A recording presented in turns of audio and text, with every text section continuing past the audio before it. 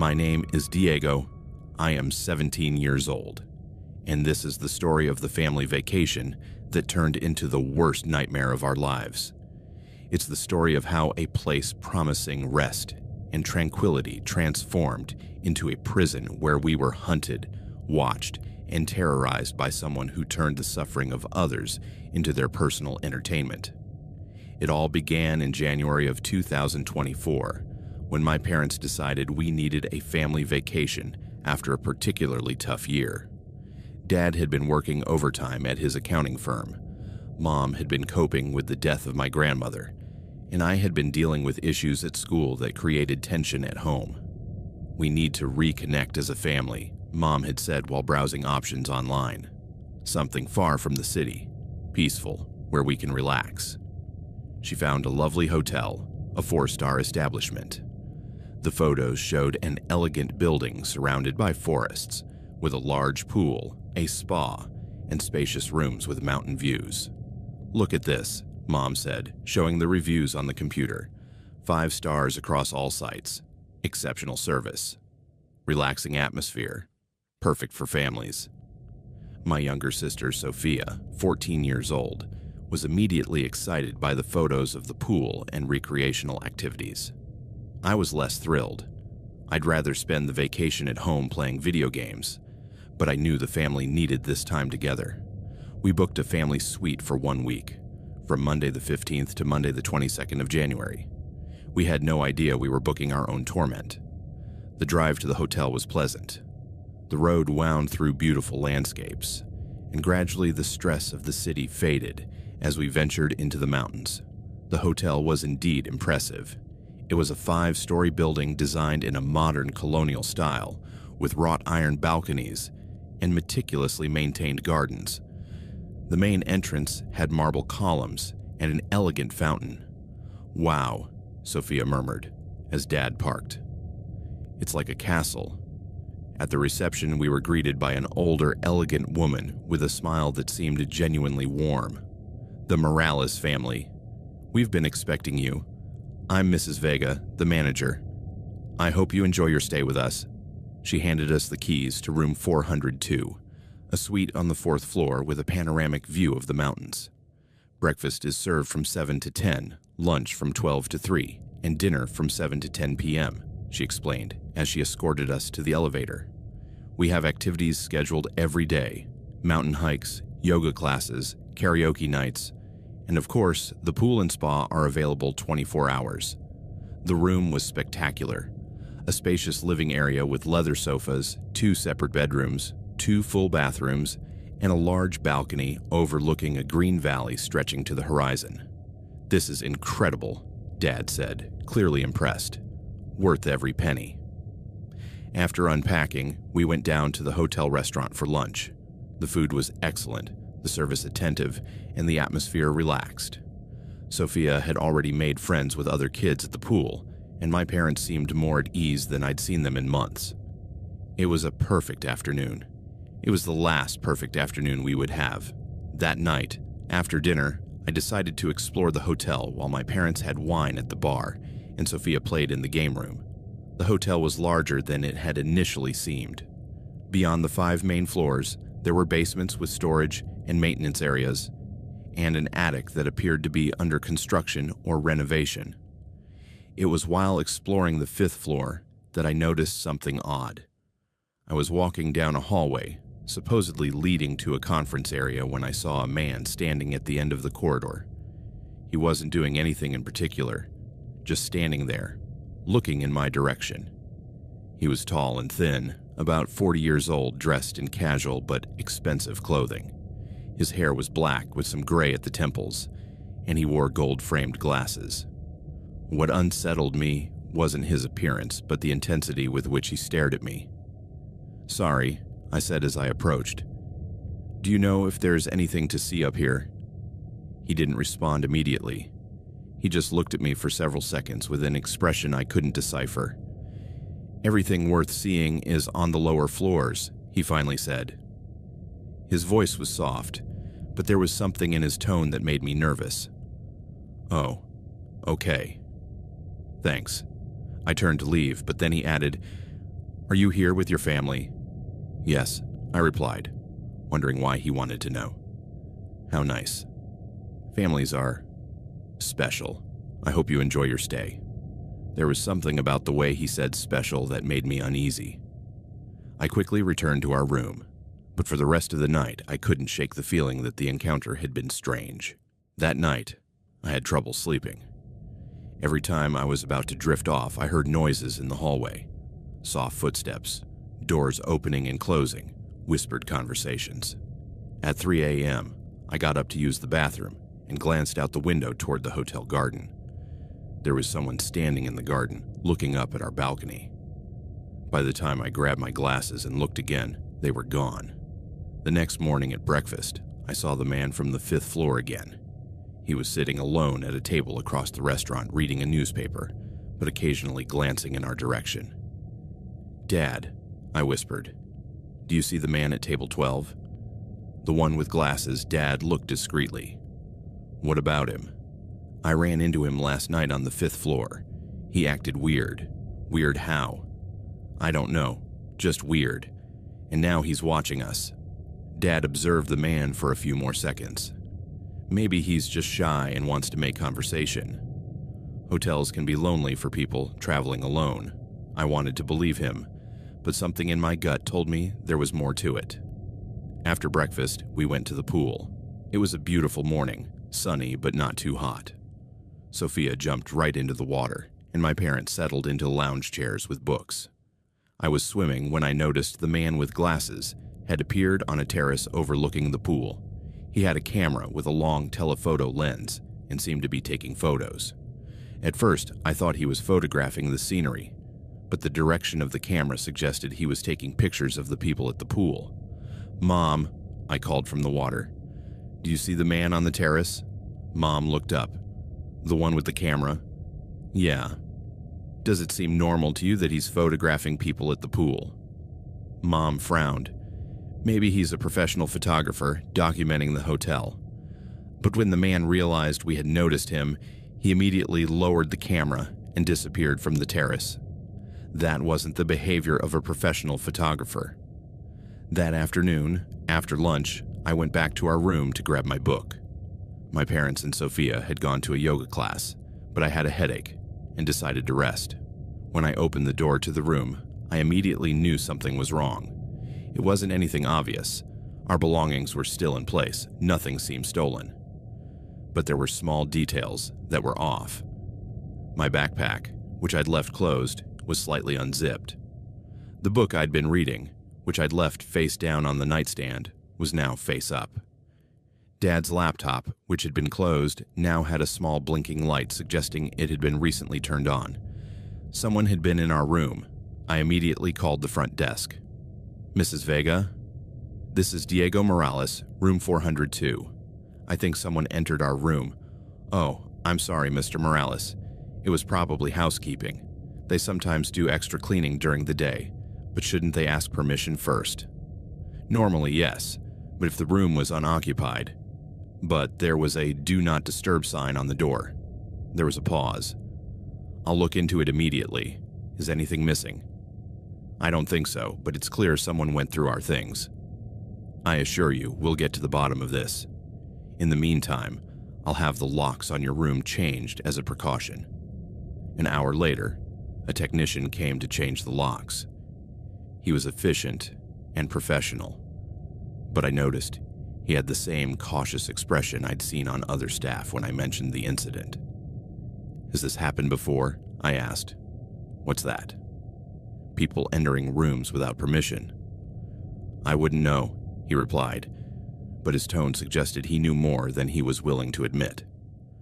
The third day started with another disturbing incident. Sophia woke up screaming at 6 a.m. "There was someone on the balcony," she sobbed when we rushed to her room. "Someone looking through the window." Her bed was next to the balcony doors, and the curtains had been partially open. "Sophia, we're on the 4th floor," Mom said, trying to calm her. "No one can get to the balcony." "I'm telling you, there was someone there. A man with glasses." Dad immediately went out to the balcony to investigate. There was no one there, but he found something unsettling. Rope marks on the railing, as if someone had used climbing gear to reach our balcony from above or below. "That's it," Dad said. "We're talking to management right now." The meeting with Mrs. Vega was frustrating. She expressed appropriate concern and horror, but her explanations weren't convincing. "It's possible the marks are from previous maintenance work," she suggested. "We sometimes use ropes to clean the exterior windows." "But why would someone be doing that at 6 in the morning?" Mom asked. "It could have been an employee confused about their schedule."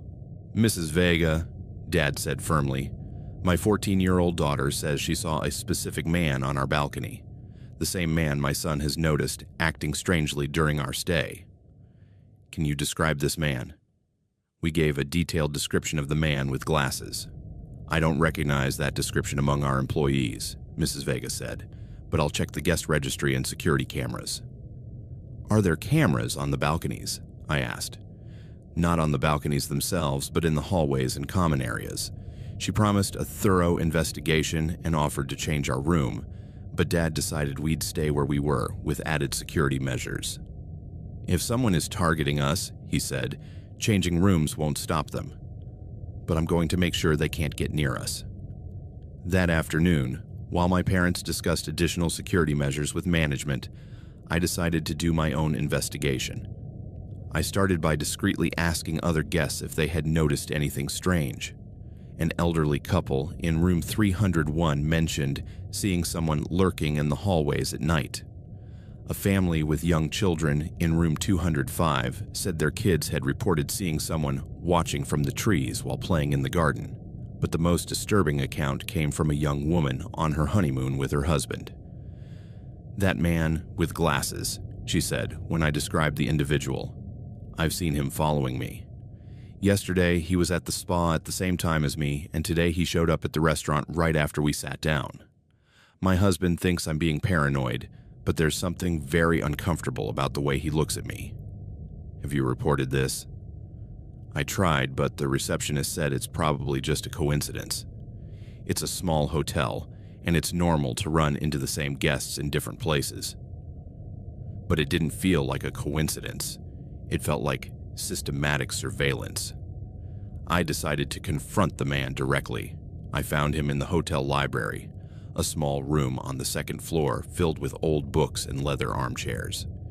He was sitting by a window overlooking the pool, with a perfect view of where my family usually spent their afternoons. "Excuse me," I said, approaching him. "I think we met the first day." He looked up from his book, a technical manual on photography, and smiled. It was a smile that didn't reach his eyes. "Of course." The young explorer from the 5th floor, "My sister says she saw you on our balcony last night." His expression didn't change. "Your sister? Quite an imagination. Were you on our balcony last night?"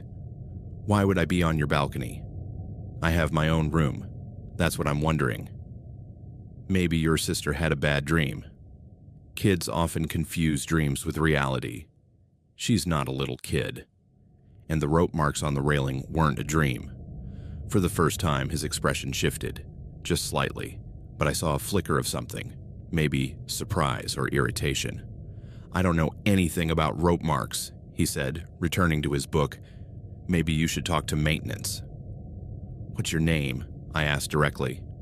"Why do you want to know?" "Because it seems like you're following us, and I'd like to know who you are." He stood up from his chair. He was taller than I'd realized, probably 6 feet or more, and there was something intimidating about his physical presence. "I'm not following anyone," he said calmly. "I'm a paying guest, just like you. And I have the right to use all the hotel's facilities, including our balcony. I don't know what you're talking about." He headed toward the door but turned back before leaving. "Give my regards to your family," he said, "especially your sister. She seems like a very imaginative girl." The way he said that sent chills down my spine. That night, we decided to set a trap. Dad had brought a small night vision camera he used for work, documenting sites for audits. We set it up on our balcony, hidden behind a potted plant. aimed at where someone would have to stand to look through Sophia's window. "If anyone comes tonight," Dad said, "we'll have evidence." We also set up a watch schedule. Dad would take the first shift until 2 a.m., then I'd take over until 5 a.m., and Mom would cover until 8 a.m. At 11 p.m., after making sure Sophia was asleep, we turned off all the lights except a dim lamp in the living room, made noise as if we were going to bed, and then positioned ourselves to keep watch. Dad sat in an armchair with a view of the balcony. I stayed in the kitchen, where I could see both the balcony and the front door. Mom stayed with Sophia to protect her if anything happened. The first 2 hours were quiet. Occasionally, we heard normal hotel sounds. Doors closing, distant conversations in the hallway, the elevator running. But at 1:30 a.m., Dad signaled urgently. There was movement on the balcony. At first, we could only see a shadow moving on the balcony. Someone had descended from above, using ropes as we'd suspected. The figure moved slowly, carefully, clearly trying not to make noise. It approached Sophia's window and stood there, watching. It was definitely the man with glasses. Even in the dim light, I could make out his tall, thin silhouette. Dad pulled out his phone to record, but I signaled for him to wait. I wanted to see exactly what the man was doing. What I saw made me feel sick. The man wasn't just watching. He had something in his hand, a small camera, and he was taking photos of Sophia sleeping. That was enough. Dad stood up immediately and turned on the balcony lights. "Hey!" he shouted, rushing toward the balcony doors. The man reacted instantly. Instead of fleeing, he turned toward us. In the balcony light, I could see his expression clearly for the first time. He didn't look scared or embarrassed at being caught. He looked excited. "Good evening," he said calmly, as if it were normal to be standing on someone else's balcony at 2 a.m. "What the hell are you doing?" Dad roared, trying to open the balcony doors. But we had locked the doors from the inside as a safety precaution, and Dad was struggling with the bolt. The man watched Dad's efforts with what I can only describe as amusement. "Just admiring the view," he said. "It's a beautiful night." Finally, Dad managed to unlock the doors and stepped onto the balcony. But by then, the man had already disappeared. He'd climbed back up the rope as quickly as he'd come down. But we had captured everything on camera. At 6 a.m., we were in the manager's office with the camera and the footage. Mrs. Vega watched the video with a growing expression of horror. This is completely unacceptable," she muttered. "I'm calling the police immediately." "Who is this man?" Mom asked. "Can you verify his identity?" "Of course. I have his registration here." Mrs. Vega checked her computer system, but after several minutes, she frowned. "This is strange," she said. "I don't have any record of a guest matching that description." "What do you mean?" "I mean, according to our records, we don't have any single male guest of that age staying at the hotel right now. But he has to be registered somewhere. He's been here for days. Let me check the employee records." After more searching, Mrs. Vega looked at us with a worried expression. "He's not in our guest or employee records, which means..." "What?" "He's in the hotel without authorization. He's an intruder." The realization hit us all at once. He wasn't a strange guest or a confused employee. He was someone who had been living in the hotel illegally, stalking families. "How is that possible?" Dad asked. "How can someone live in a hotel without anyone noticing?" "There are many ways," Mrs. Vega admitted. "Rooms that are out of service, maintenance areas, storage spaces. If someone knows the building well." "Are you saying this has happened before?" Mrs. Vega hesitated before answering. "We've had minor incidents in the past, but nothing as systematic as this." The police arrived an hour later. 2 officers who seemed more accustomed to dealing with drunk tourists than systematic stalkers. "Do you have any idea where he might be hiding?" the lead officer asked. "I've been thinking about that," Mrs. Vega said. "There are several possibilities. The attic is under renovation and not regularly monitored. There are maintenance rooms on every floor, and the basement has areas we rarely use." "We'll search everything," the officer said. but it's going to take time.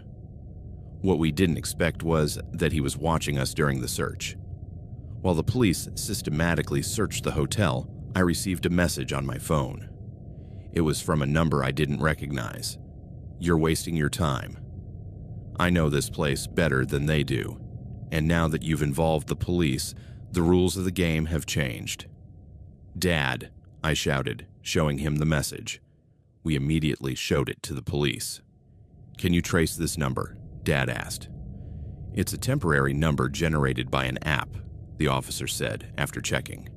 "Practically impossible to trace." But then another message came. "Diego, your family looks so vulnerable when they sleep. It would be a shame if something happened to them while you're playing with the police." It was a direct threat. "That's it," Mom said. "We're leaving." "Now, Mrs. Morales," Mrs. Vega said, "I understand your concern, but now that we know there's an intruder, we can protect you while we find him." "Protect us how? You didn't even know he existed until this morning." Mom was right. We packed our things immediately. But when we went to leave, we discovered our car wouldn't start. "Someone cut the wires," Dad said after checking under the hood. This wasn't casual vandalism. They knew exactly what. We were effectively trapped at the hotel. "You can stay in my office," Mrs. Vega offered. "It has extra locks and is on the first floor near the main entrance."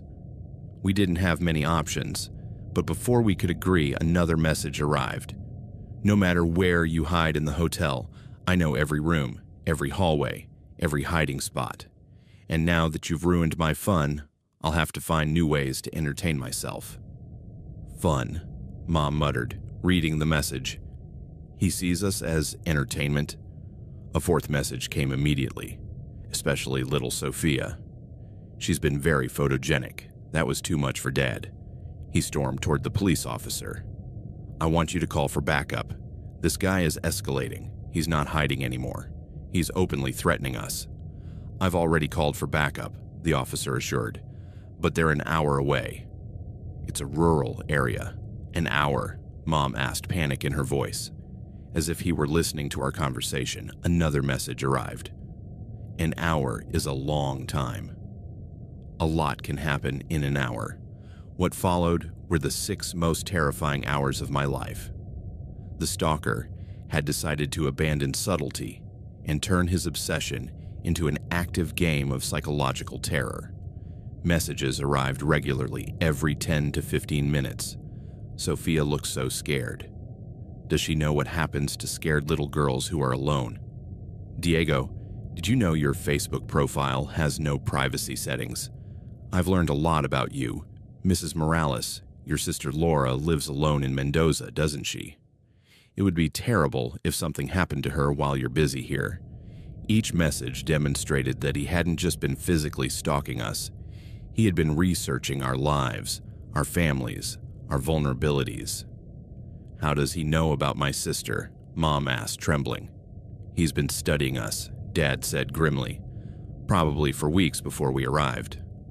The police intensified their search, but the hotel was large and had multiple levels, and rooms not shown on the original blueprints due to renovations over the years. "It's like he knows the hotel better than we do," Mrs. Vega admitted. Then came the message that made us realize we had gravely underestimated the situation. "By the way, this isn't the first family I've chosen. There are others who never left this hotel. Want to see pictures?" The next message contained 3 attached photos. The first showed a family, parents and 2 young children, sleeping in a hotel room. The timestamp in the corner showed it was taken 6 months ago. The second photo showed the same family, but now they appeared unconscious or drugged, with their eyes open but glassy. The third photo was too horrific to describe fully, but it showed that something terrible had happened to that family. "My God," Mom murmured, covering her mouth. "Officer," Dad said, his voice tight, "you need to call criminal investigations. This isn't just stalking, it's evidence of murder." The officer looked at the photos and immediately made multiple calls. Within minutes, specialized teams were on their way. But another message arrived. "Did you like the photos?" That family thought they could escape too. they were wrong. Just like you, Mrs. Vega, the officer said. I need you to give me a full list of every family that has disappeared or had accidents after staying at this hotel in the last 2 years. Mrs. Vega's expression told us everything we needed to know. There had been other incidents. How many families? Mom asked, her voice barely a whisper. 4 in the last 18 months, Mrs. Vega admitted. But we thought they were accidents or what? That they'd left without paying the bill. While we waited for backup, Mrs. Vega revealed the true history of the hotel. The hotel has had issues for years, she admitted. It started 3 years ago when we noticed food occasionally missing from the kitchens or empty rooms showing signs of being used. And you didn't investigate? We tried, but we never found concrete evidence. And the incidents were minor. Missing food, used towels, things that could be explained as staff errors. But you knew someone was living in the hotel illegally. We suspected it, but we weren't sure. And then the accidents started. What kind of accidents?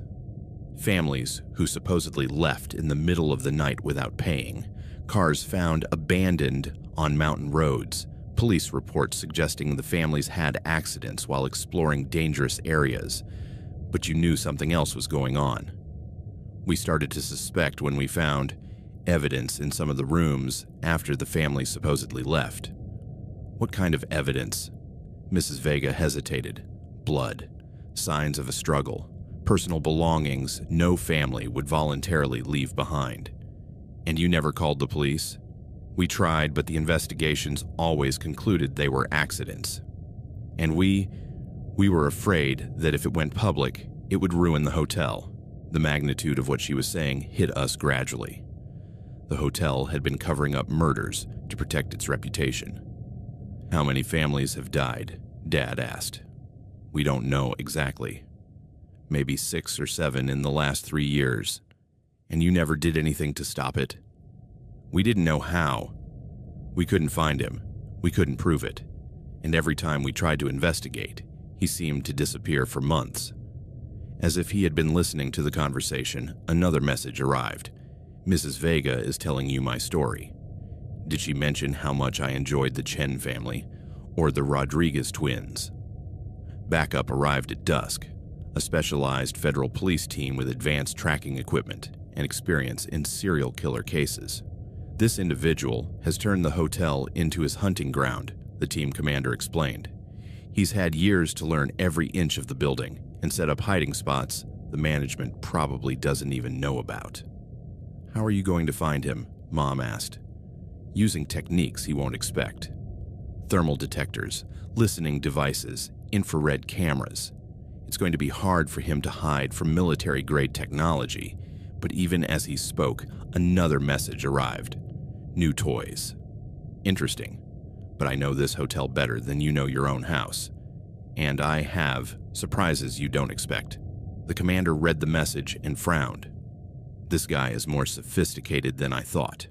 We're going to need to evacuate all remaining guests and treat this as a war zone operation.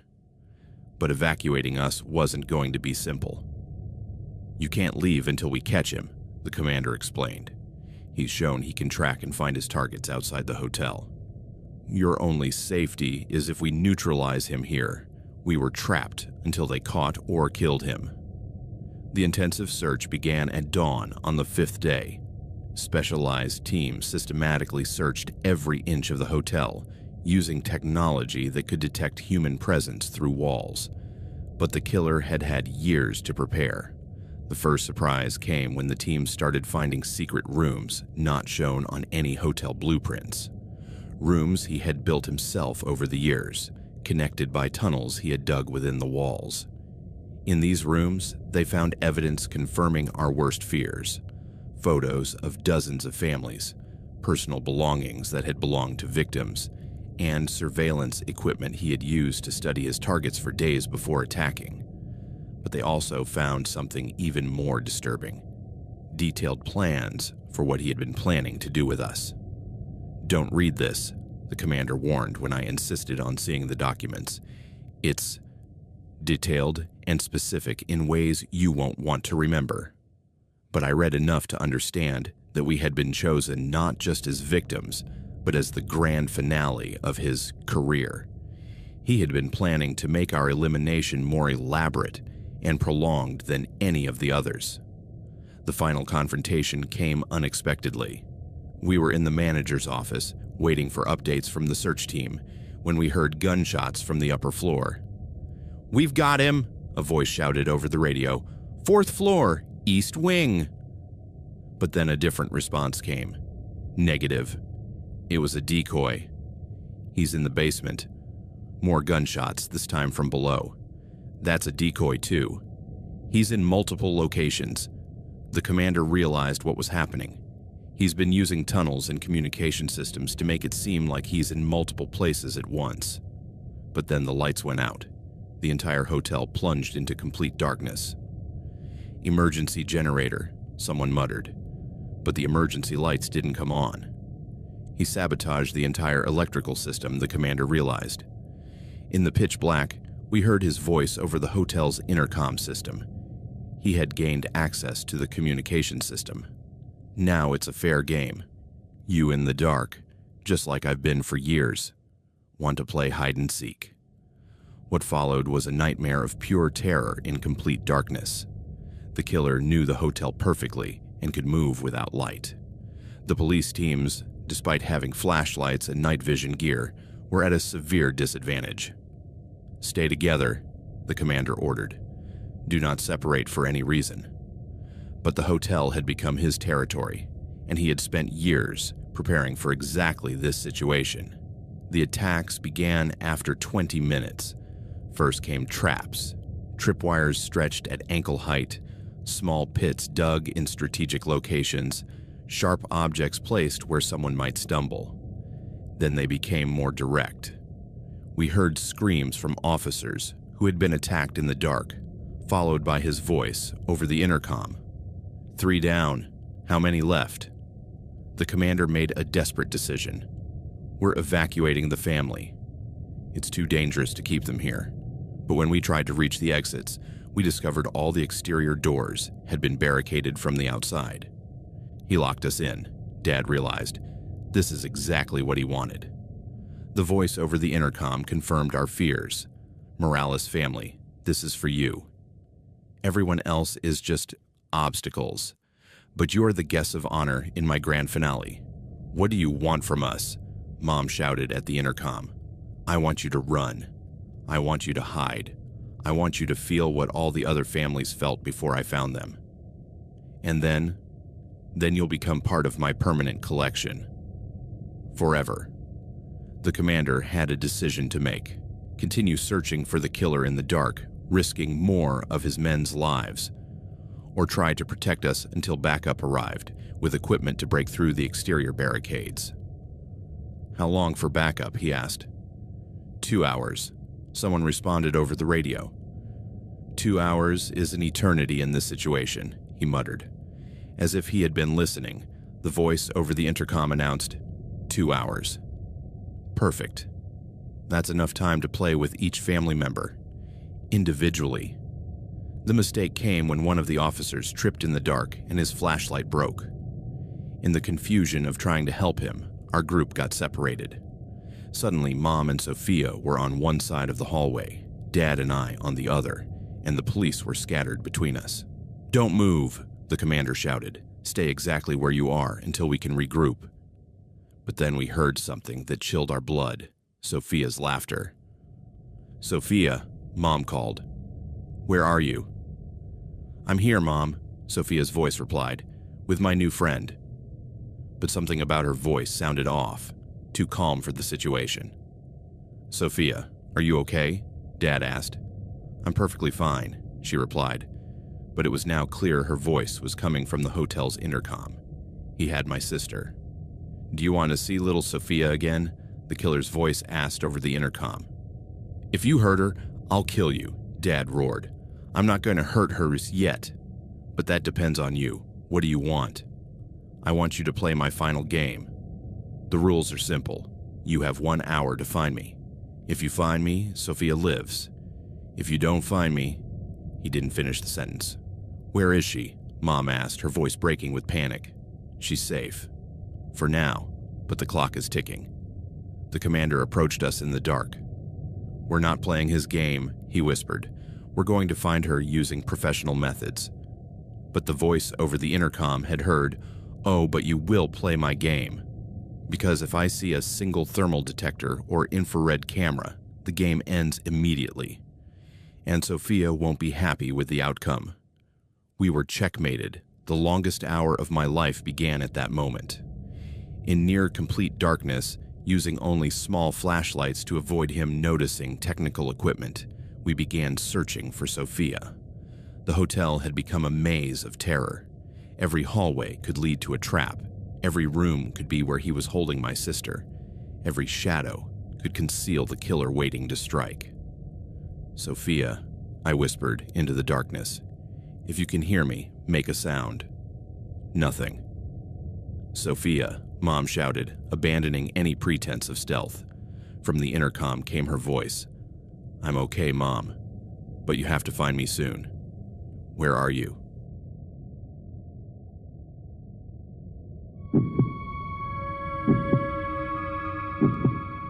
My name is Alejandro. I'm 16 years old, and this is the story of how an apparently normal family vacation turned into our worst discovery about the nature of organized evil. It is the story of how an ordinary family can accidentally stumble upon a criminal network so vast and powerful that it forever changed our perception of safety in the world. It all began in March of 2024, when Dad received an unexpected invitation through his work.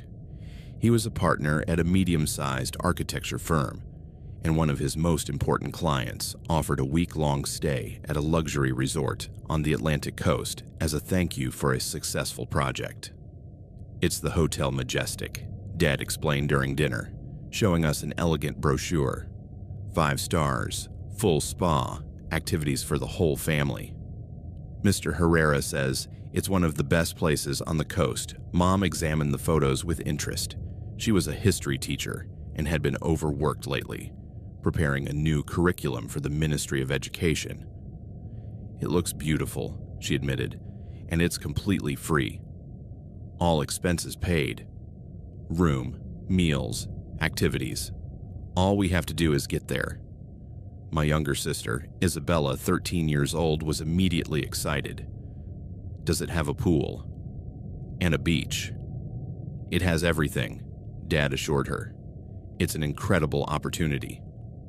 I was less enthusiastic. I'd rather have stayed in the city with my friends during the autumn holidays, but I knew the family needed time together. The past few months had been stressful for everyone.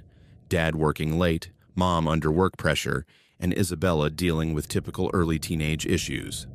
"When would we have to go?" Mom asked. "The reservation is for next week, from the 20th to the 27th of March. "That's very short notice," Mom murmured. "That's why it's free," Dad explained. "Apparently someone canceled at the last minute, and Mr. Herrera didn't want the reservation to go to waste." In retrospect, that explanation should have been our first warning sign. The drive to the Hotel Majestic took 4 hours by car. The route led us through modern highways and then smaller roads that wound through dunes and pine forests before reaching the coast. It was an exclusive resort town I only knew by name. It was where the wealthy people from our city had summer homes, very different from the crowded tourist destinations like Mar del Plata. The Hotel Majestic was impressive. It was a modern 6-story building designed in a contemporary style with large windows facing the ocean and perfectly manicured gardens. The lobby had white marble, designer furniture, and expensive modern art on the walls. "Wow," Isabella murmured as Dad parked. "It's like the hotels in the movies." At the reception, we were greeted by a young, impeccably dressed man with a professional smile that seemed genuine. "Mendoza family. We've been expecting you. I'm Franco, the assistant manager. Mr. Herrera spoke highly of you."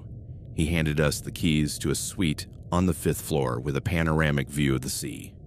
"You have full access to all facilities: heated pool, spa, gym, tennis court, and of course, the private beach. Meals are included in our main restaurant, and we have a special menu for children. As we rode the elevator, I noticed it was the kind of hotel where other guests wore expensive clothes and spoke in refined voices. It was definitely not the kind of place my family would typically stay. "How much must a room here cost?" I whispered to Dad. "Probably more than I earn in a month," he replied with a smile. "But it's not our money, so let's enjoy it." The suite was spectacular. A large living room, 2 bedrooms, 2 full bathrooms, and a private balcony overlooking the ocean. The furniture was modern and expensive, and there were fresh fruits and a bottle of champagne waiting as a welcome. "This is incredible," Mom said, clearly impressed. "Mr. Herrera is really treating us well." That first afternoon was perfect. We went down to the pool, surrounded by palm trees with a view of the sea. The food in the restaurant was excellent, the service attentive, and the atmosphere relaxed and elegant. Isabella immediately made friends with other kids at the pool, and my parents seemed more relaxed than I'd seen them in months. "We needed this," Mom said that night as we dined on the restaurant terrace, with the sound of waves in the background. It was the last completely peaceful night we would have. The next day, I decided to explore the hotel while my parents enjoyed the spa and Isabella played on the beach. The Hotel Majestic was larger and more complex than it had initially seemed. Beyond the main guest rooms and public areas, there were multiple levels of underground parking, a conference wing for corporate events, and what the staff described as VIP private suites on the 6th floor that didn't appear in the regular promotional materials. It was during this exploration that I began to notice strange things. First, there was much more security than you'd expect at a resort hotel. Not just guards in the lobby, but discreet security personnel stationed throughout the building. They wore elegant suits instead of uniforms, but they had the posture and constant alertness of professional security. Second, there was a steady stream of guests who clearly weren't family tourists. Middle-aged men arriving alone, staying only 1 or 2 nights, and seeming to be there for business meetings rather than vacations. Third, there were areas of the hotel effectively off-limits to regular guests. The 6th floor required a special access card, and parts of the underground parking were clearly marked as authorized personnel only. "Have you noticed anything weird about this hotel?" I asked Dad during lunch. "Weird how?" "I don't know. There's a lot of security, and a lot of business types who don't seem to be here on vacation." Dad looked around the restaurant. Sure enough, there were several tables occupied by men in expensive suits, speaking quietly about topics that clearly weren't casual vacation conversation. "Maybe it's a hotel that specializes in executive tourism as well as families," he suggested. "Many high-end hotels have a mixed clientele. But don't you think it's strange that Mr. Herrera got us a free suite in such an expensive place?" Dad frowned. "What are you implying?" "Yeah, Alejandro. Sometimes successful people are generous with their employees and collaborators. Not everything has to have a hidden motive." I wanted to believe him, but something in my gut told me there was more to this situation than met the eye. The third day, I decided to investigate more systematically. I had noticed that the elevator had buttons for an additional basement level, B2, that wasn't listed on the hotel map we received at check-in. In the afternoon, while my parents were at a yoga class and Isabella was at kids' activities, I took the elevator to the B1 parking level and then looked for stairs leading to B2. I found them at the end of a dimly lit hallway, behind a door marked Staff Only. The door wasn't locked. The B2 level was completely different from the rest of the hotel. Instead of the elegant modern decor upstairs, this area had industrial lighting, steel doors, and an air of functionality that sharply contrasted with the superficial luxury. I walked cautiously down the main hallway, listening for any activity. Most of the doors were closed, but some were open, revealing offices with advanced computer equipment, communication systems, and what appeared to be security monitoring stations. In one office, I saw multiple screens displaying security camera feeds not only from the hotel, but also from external locations I didn't recognize. It was like a command center for operations extending far beyond the hotel itself. But what really alarmed me was what I heard from one of the rooms at the end of the hallway. Voices speaking in Spanish, but discussing topics that were definitely not about hospitality. "The shipment from Montevideo arrives tomorrow night," said a male voice. 20 units, as agreed. "And the transport to our city is confirmed," asked another voice. "Yes, but we need to be more careful. The federal police have increased checks on the main routes, then we use the secondary routes. And if there are problems, we have contacts in the gendarmerie who can help." My stomach tightened. This sounded like trafficking of something illegal, and the references to units and transport made me think of drugs or something worse. I backed away quietly from the door and started retreating down the hallway, but then I heard footsteps approaching from the stairs. There was no time to return the way I came. I ducked into the first empty office I found and hid behind a desk. 2 men walked past in the hallway, talking casually. "Is the architect still upstairs with his family?" "Yes, in suite 502, Mendoza, right?" "That's him. Herrera says he's reliable, but I'm not sure bringing him here was a good idea. It's only for a week, and we need to keep up normal appearances, and if he sees something he shouldn't, he won't see anything. Regular guests never come down here." I waited until their voices faded before emerging from my hiding spot. My heart was pounding so hard I feared someone might hear it. They had been talking about Dad, and they implied that bringing us here had something to do with keeping up normal appearances. We weren't privileged guests. We were part of some kind of facade. That night, after dinner, I told Dad what I had discovered. "You went to the basement?" he asked, his voice a mix of concern and irritation. "Alejandro, what were you thinking?" "I was thinking something wasn't right about this place," I replied, and I was right. "But what exactly did you see? Anything specifically illegal?" "I heard 2 guys talking about shipments, transport, and avoiding police checks. And they mentioned your name." Dad went quiet for a moment. "My name?" "They said the architect and Mendoza, and they talked about keeping you here to keep up normal appearances." "That doesn't make sense," Dad murmured. "Why would Mr. Herrera bring us here if he was involved in something illegal?" "That's exactly the question I'm asking." Mom joined the conversation from the bedroom, where she had been reading. "What are you 2 talking about?" We explained the situation. Her reaction was immediate and clear. "We're leaving tomorrow morning," she said firmly. "I'm not risking our family for a free week of vacation." "But what if we're overreacting?" Dad asked.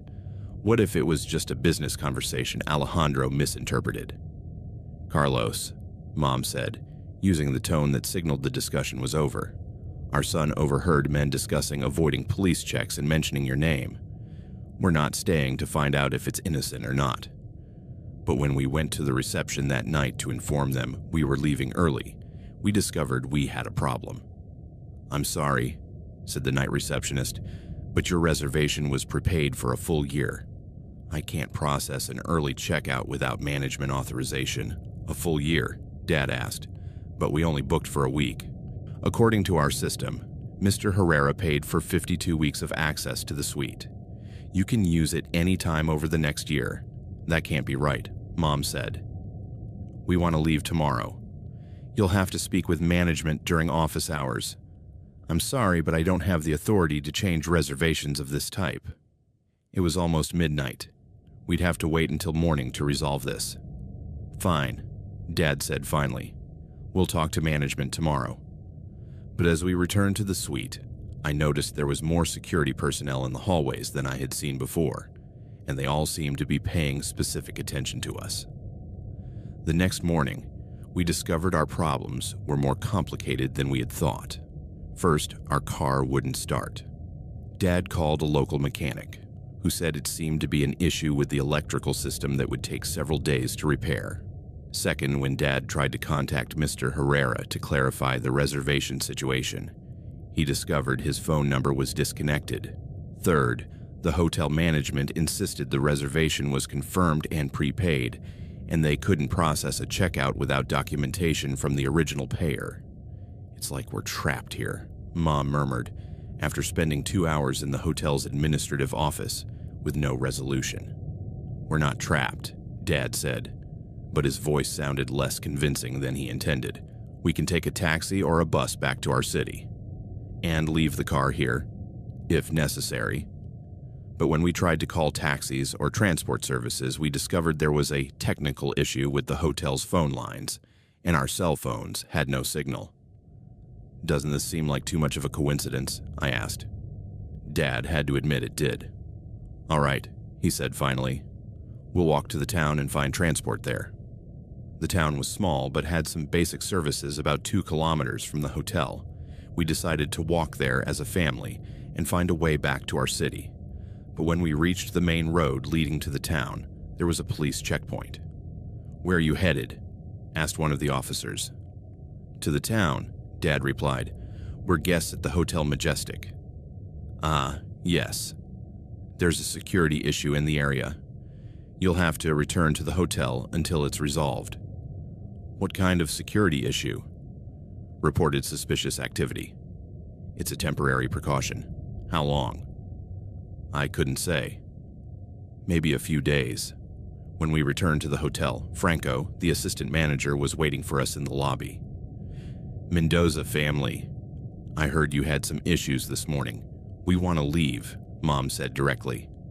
"Now. I understand your frustration, but I'm sure we can resolve any issues you have. Why don't we go to my office and discuss this calmly?" Franco's office was on the 2nd floor overlooking the hotel gardens. It was elegant but formal, more like an executive office than part of a resort hotel. "How can I help you?" he asked after we sat down. "We want to cancel our reservation and return to our city today," Dad said. "May I ask why?" "Has there been an issue with the service?" "Our son found concerning activities in the hotel," Mom said carefully. Franco looked directly at me. "What kind of activities, Alejandro?" I felt this was a dangerous question, but I also knew lying would probably be worse. "I overheard conversations about shipments and transport that sounded illegal," I said. Franco nodded slowly. "I see. And where did you hear these conversations?" "In the B2 basement." "Ah." Franco leaned back in his chair. "Alejandro, the B2 level is for hotel operations not open to guests.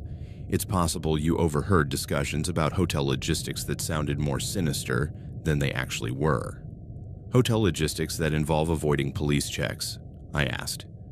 Franco's expression changed subtly. "Is that what you specifically heard?" "Yes." Franco was silent for several seconds, clearly thinking how to respond. "Look," he said finally, "I understand this may seem concerning, but the Hotel Majestic handles complex commercial operations that go beyond simple hospitality.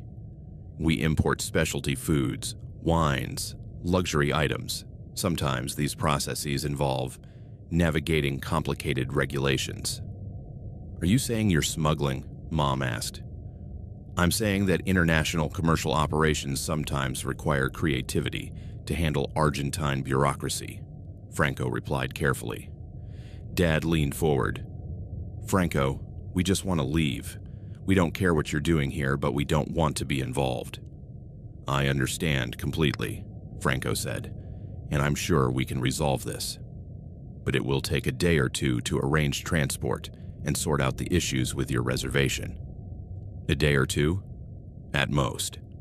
I guarantee you'll be back in your city by the weekend." It didn't seem like we had many options.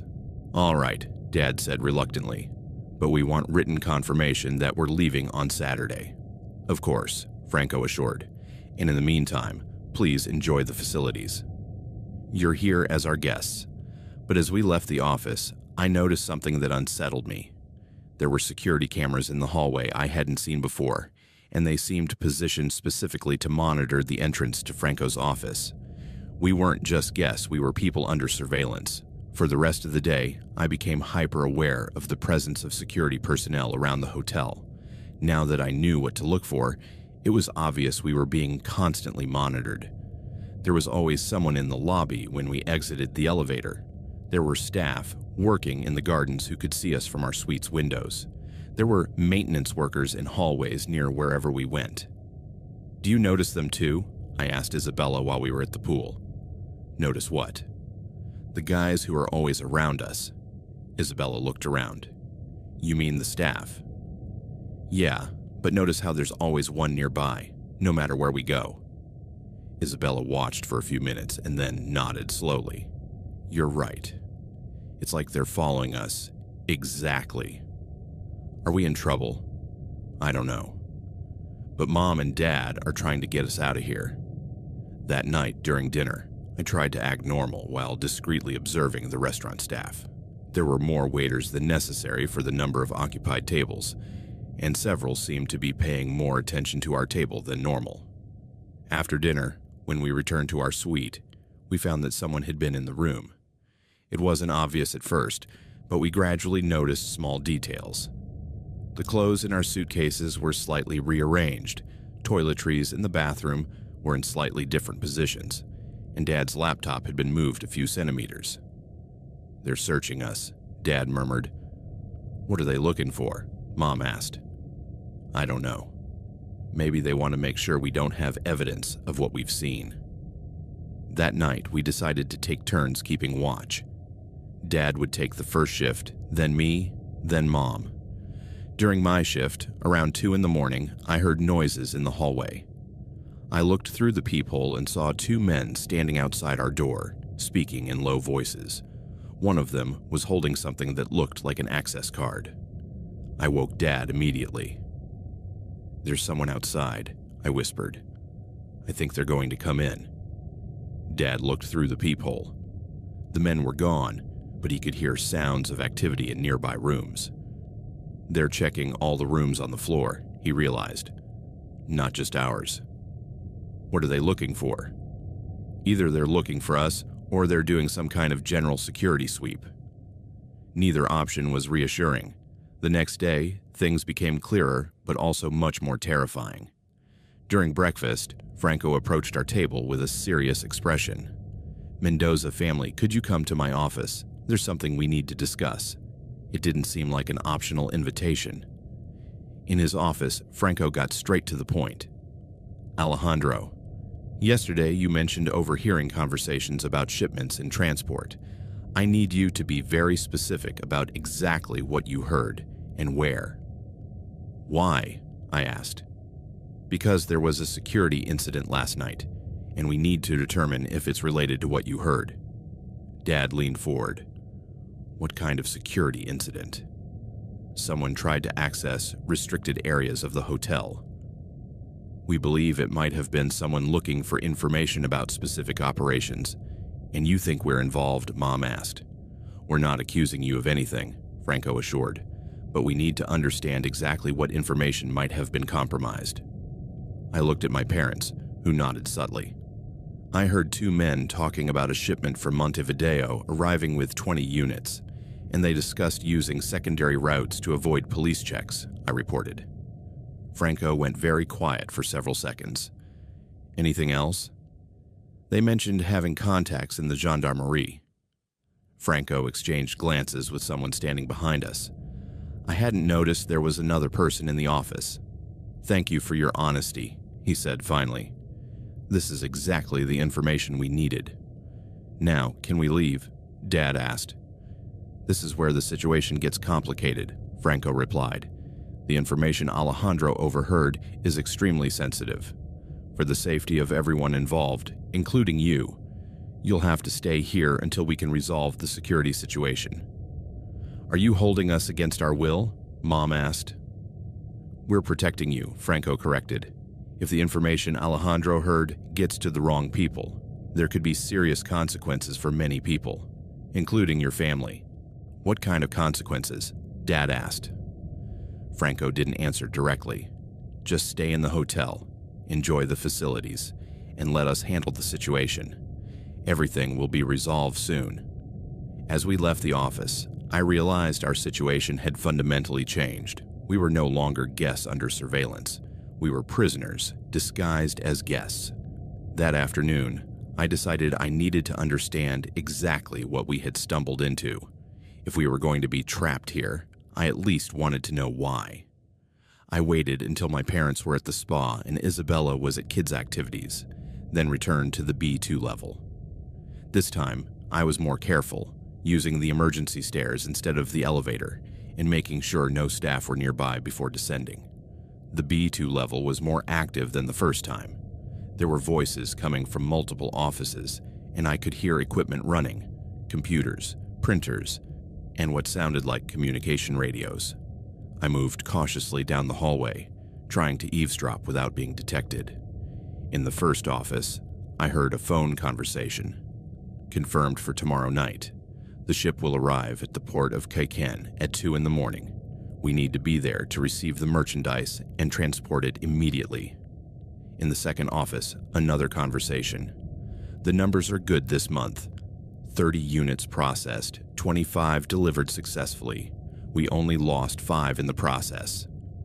Units processed, delivered successfully. Lost 5 in the process. With growing horror, I realized they weren't talking about drugs or smuggled goods. They were talking about people. In the third office, I found what confirmed my worst fears. A computer screen displaying photographs of young women, with detailed information about each age, weight, physical characteristics, and what appeared to be prices. It was a human trafficking operation. The Hotel Majestic wasn't just a front for smuggling. It was a coordination hub for an international network that bought, transported, and sold people. As I processed this horrific realization, I heard footsteps approaching in the hallway. I hid behind a large filing cabinet just as 2 men entered the office. "Are the guests on the 5th floor still causing problems?" one asked. "The kids saw too much, but I think we can handle it," the other replied. "Franco wants to keep them here until after the next transport." "And after?" "Then we'll see if they can be discreetly relocated. The whole family. The kid definitely. He knows too much. The parents. Maybe we can intimidate them enough to ensure their silence. The daughter is young. She could be useful for other purposes." My blood ran completely cold.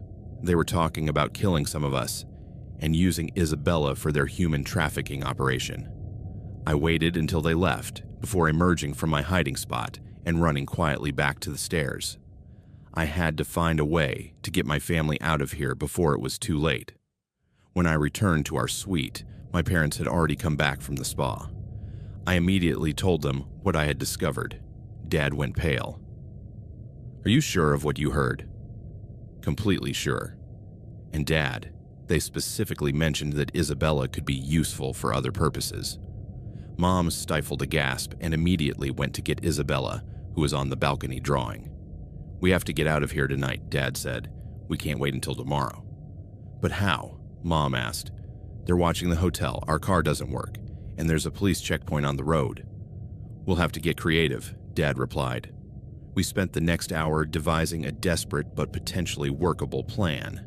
The hotel had a private beach that stretched for several kilometers in both directions. If we could leave the hotel via the beach instead of the main road, we might avoid surveillance and reach the town from a direction they wouldn't expect.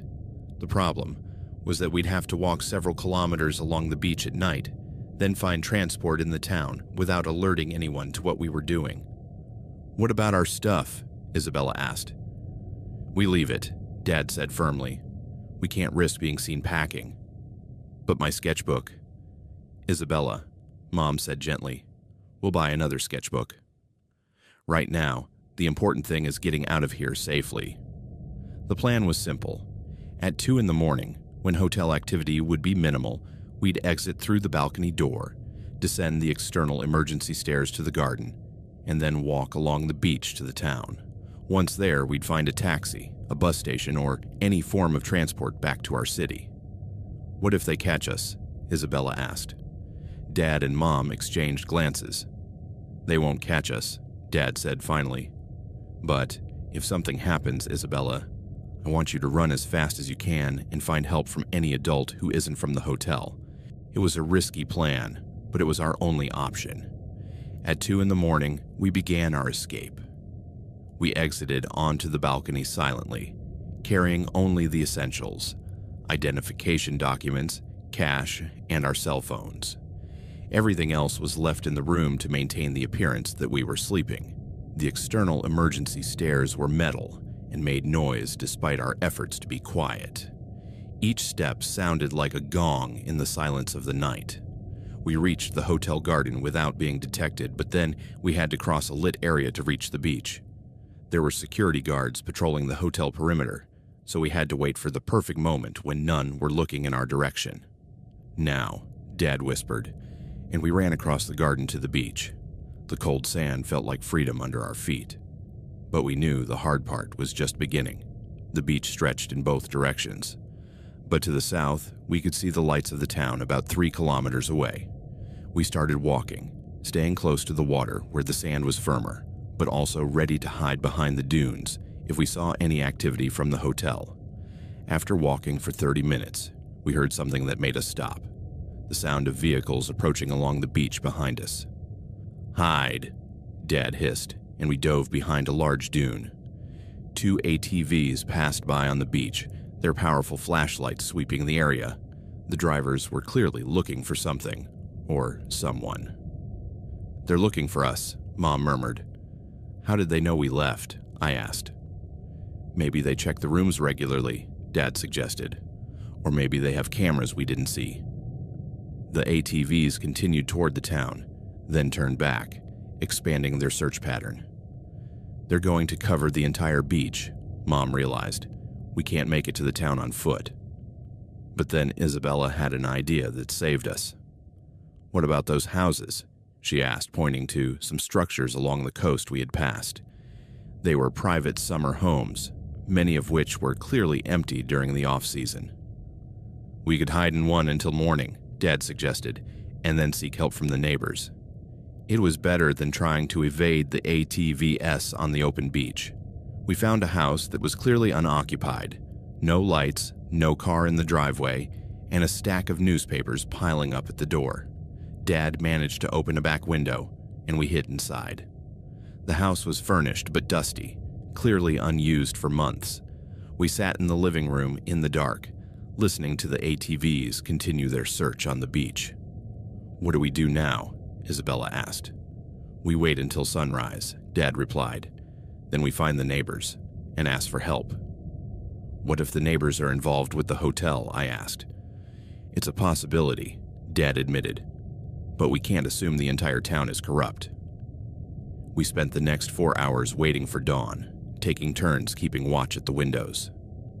The ATVs eventually left, but we could see vehicle lights patrolling the town streets. They clearly had a massive search operation underway.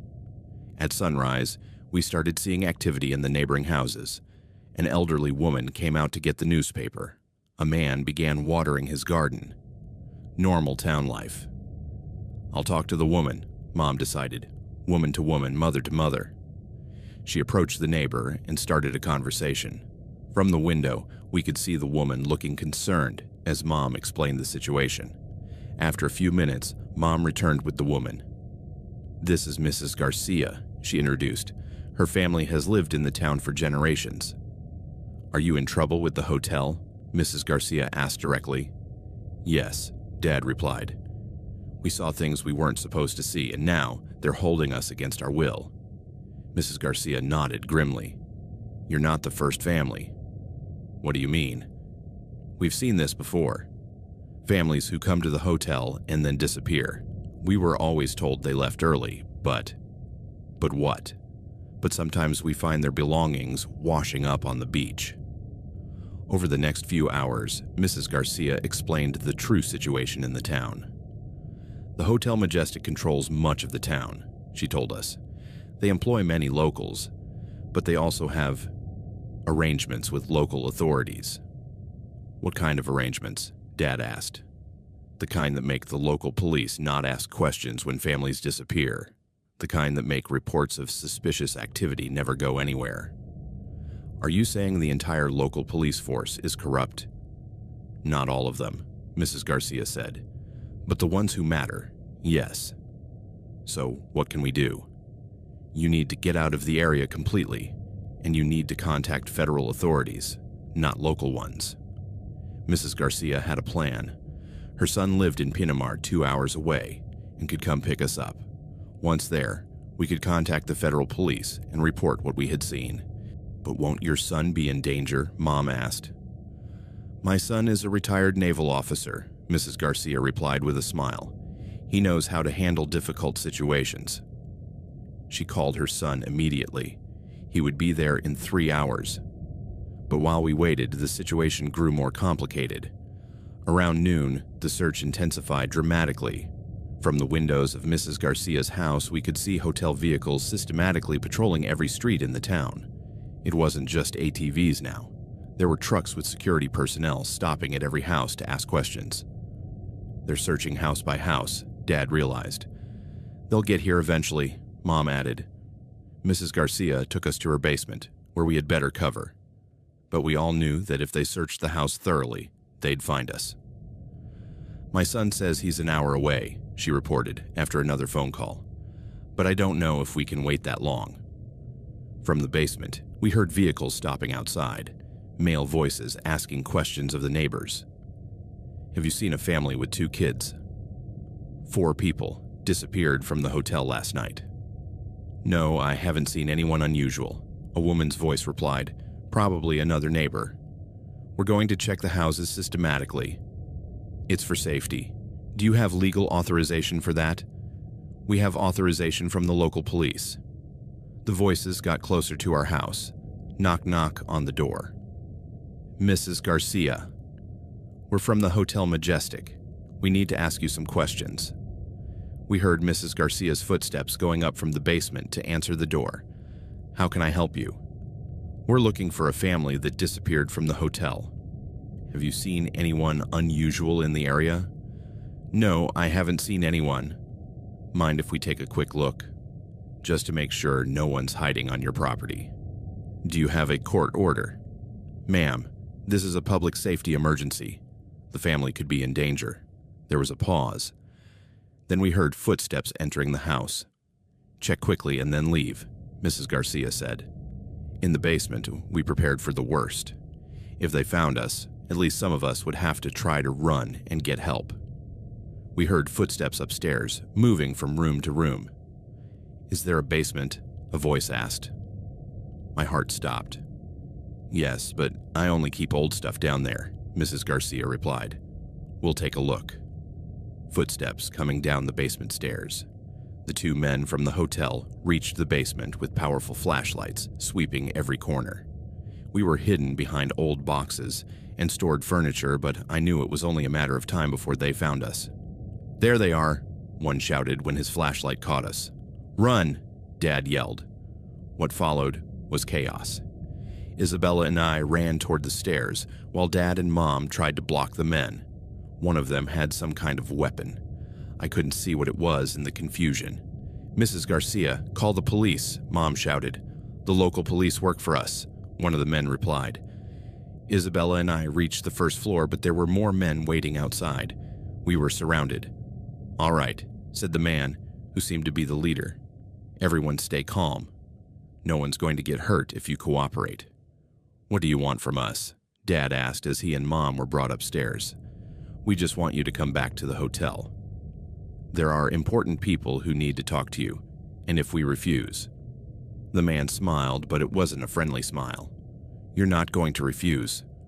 One of the other men grabbed Isabella by the arm, especially considering we have incentives to ensure your cooperation. The message was clear. Cooperate, or your daughter suffers the consequences. All right, Dad said, his voice defeated. We'll go back. But as they led us toward the trucks, I heard the sound of vehicles approaching quickly. Mrs. Garcia's son had arrived, and he hadn't come alone. 3 vehicles rounded the corner at high speed. An official federal police car, a military truck, and a civilian car. Mrs. Garcia's son wasn't just a retired naval officer. He had maintained contacts in the federal security forces and had called for reinforcements when his mother told him the situation. Federal police, "Drop your weapons," a voice boomed through a megaphone. The hotel men suddenly found themselves outnumbered by heavily armed federal officers. "Let them go now," the team commander ordered. There was a tense moment where it seemed like there might be a shootout, but the hotel men realized they were outmatched and dropped their weapons. "Families, step away from the suspects," an officer ordered. We ran toward the federal vehicles while the officers arrested the hotel men. "Are you injured?" the commander asked. "No," Dad replied, "but there's much more you need to know about what's happening at the Hotel Majestic." "We have time to talk," assured the commander, "but first we're going to get you out of here safely." As they drove us away from that small town in an escorted convoy, I finally felt safe for the first time in days, but I also knew this was far from over. We had uncovered only a small part of a much larger criminal network. In the following days, from the safety of a federal safe house, we told our story to investigators specializing in organized crime. What they discovered during the resulting investigation was more extensive and horrible than we had imagined. The Hotel Majestic was effectively the hub of an international human trafficking network that had been operating for 5 years. Using the facade of a luxury resort, they had been identifying, kidnapping, and transporting victims for clients across South America. The operation had multiple components. Recruitment. They identified vulnerable families through business contacts, like Mr. Herrera with Dad, then lured them to the hotel to assess their potential as victims. Retention. Once families were at the hotel, they used multiple methods to prevent them from leaving. Mechanical problems with vehicles, communication blockages, and, when necessary, direct restraint. Processing. Selected victims were held in hidden facilities until they could be transported to final destinations. Distribution. They had established routes to move victims through multiple countries, avoiding law enforcement checks through corruption and clandestine routes. The network involved more than 200 people in 6 countries, including corrupt officials, transport personnel, and what investigators described as facilitators, people like Mr. Herrera, who identified potential victims. 1 month after our escape, the investigation had resulted in 67 arrests in Argentina, Uruguay, Brazil, and Paraguay. But they had also rescued 23 victims of human trafficking who had been held in different facilities connected to the network. Some of these victims had been missing for years. Their families had been searching desperately, not knowing they had been victims of a sophisticated criminal operation that had made them disappear completely. "Your family helped save 23 lives," the lead investigator told us during one of our debriefing sessions. "If you hadn't escaped and reported what you saw, these victims might never have been found." But there was also bad news. Many of the network's leaders had escaped, including people in other countries who had been alerted when the arrest began. "This is only a part of a much larger network," he explained. "What you uncovered was a regional operation of an organization that operates globally. The impact on our family was profound and lasting. Dad had to close his architecture firm because he couldn't trust any of his business contacts. He began to suspect any opportunity that seemed too good to be true. Mom developed severe anxiety and had to take extended leave from her job as a teacher.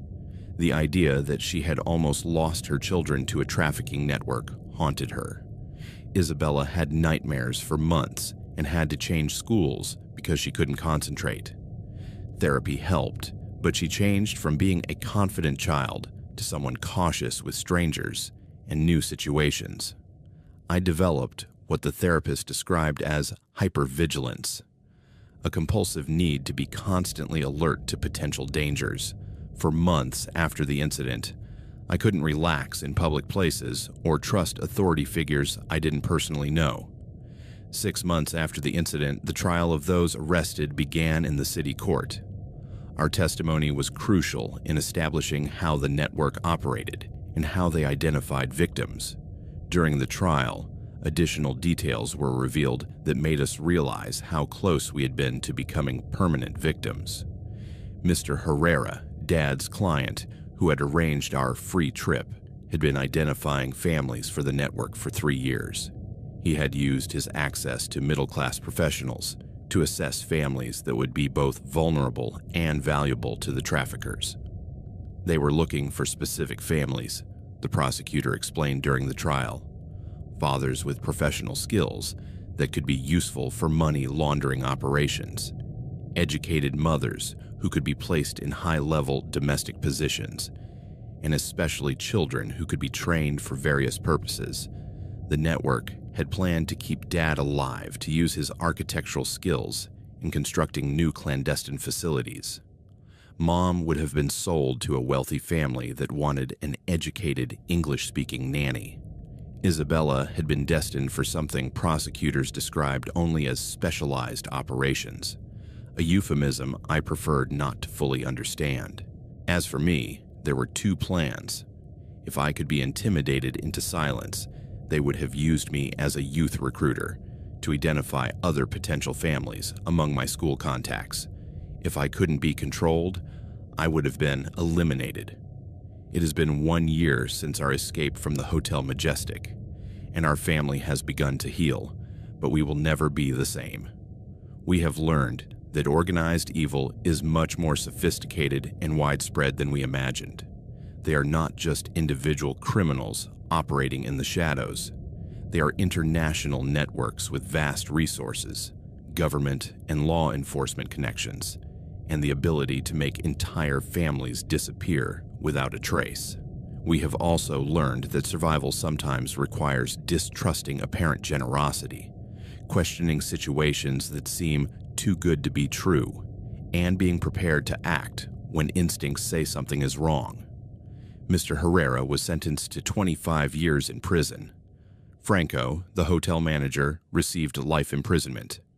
Many other members of the network were also convicted. But we know that others like them are still operating. News regularly reports on human trafficking networks being uncovered, and every time I wonder how many families like ours stumble into these operations by accident. Despite the trauma, something positive has come out of our experience. We have worked with international anti-trafficking organizations to develop educational programs to help families identify potentially dangerous situations. We have also helped create protocols for legitimate hotels and resorts to ensure their facilities cannot be exploited by criminal networks. The 23 victims rescued as a result of our report have recovered to different degrees. Some have been able to reunite with their families and rebuild their lives. Others require ongoing medical and psychological care due to the trauma they endured. But they are all alive and free when they could have remained missing forever. Our story is a warning to other families. Danger can come disguised as wonderful opportunities, and predators often use our own decency and trust against us. If something seems too good to be true, free vacations, unexpected opportunities, invitations from friends you barely know, research carefully before committing your family. Trust your instincts. If something feels wrong, it probably is, no matter how respectable or legitimate it looks on the surface. And remember that survival sometimes requires hard choices. Better to be paranoid and safe than trusting and in danger. The Hotel Majestic no longer exists. It was permanently shut down and turned into evidence for the trials. But somewhere in the world, other similar hotels are still operating, waiting for the next family to check in without knowing they may never check out. Stay safe, stay vigilant, and never forget that the most expensive vacation you can take is the one that seems free, because sometimes the real price is collected in ways that never appear on any bill.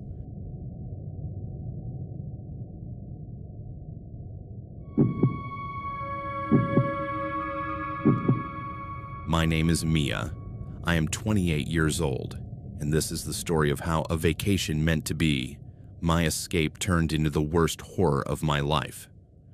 I live in a small town in the Midwest of the United States, a place called Cedar Rapids in Iowa, where winters are long and cold, with snow blanketing everything like an endless white quilt that crunches underfoot when you walk to the store in the morning. And summers are humid and sweltering, with mosquitoes that seem to hold a personal vendetta against you buzzing around lights at night. My apartment is in an old but charming downtown building, with high ceilings that echo when I walk barefoot across the creaky hardwood floor, and large windows that let in morning sunlight, illuminating the plants I try to keep alive on the windowsill, a trailing pothos, and some succulents I bought at a local market to add a touch of green to my gray life. I work as an administrative assistant at a local law firm called Thompson & Associates, a place where days blend into one another in a routine of filing dusty documents that smell of old ink and yellowed paper, scheduling appointments with impatient clients who always seem on the verge of a nervous breakdown, yelling over the phone about lawsuits and deadlines, and answering calls that often end in heated arguments over late payments or contract errors. It's not my dream job. In college, I dreamed of being a writer, crafting stories that would capture people's imaginations.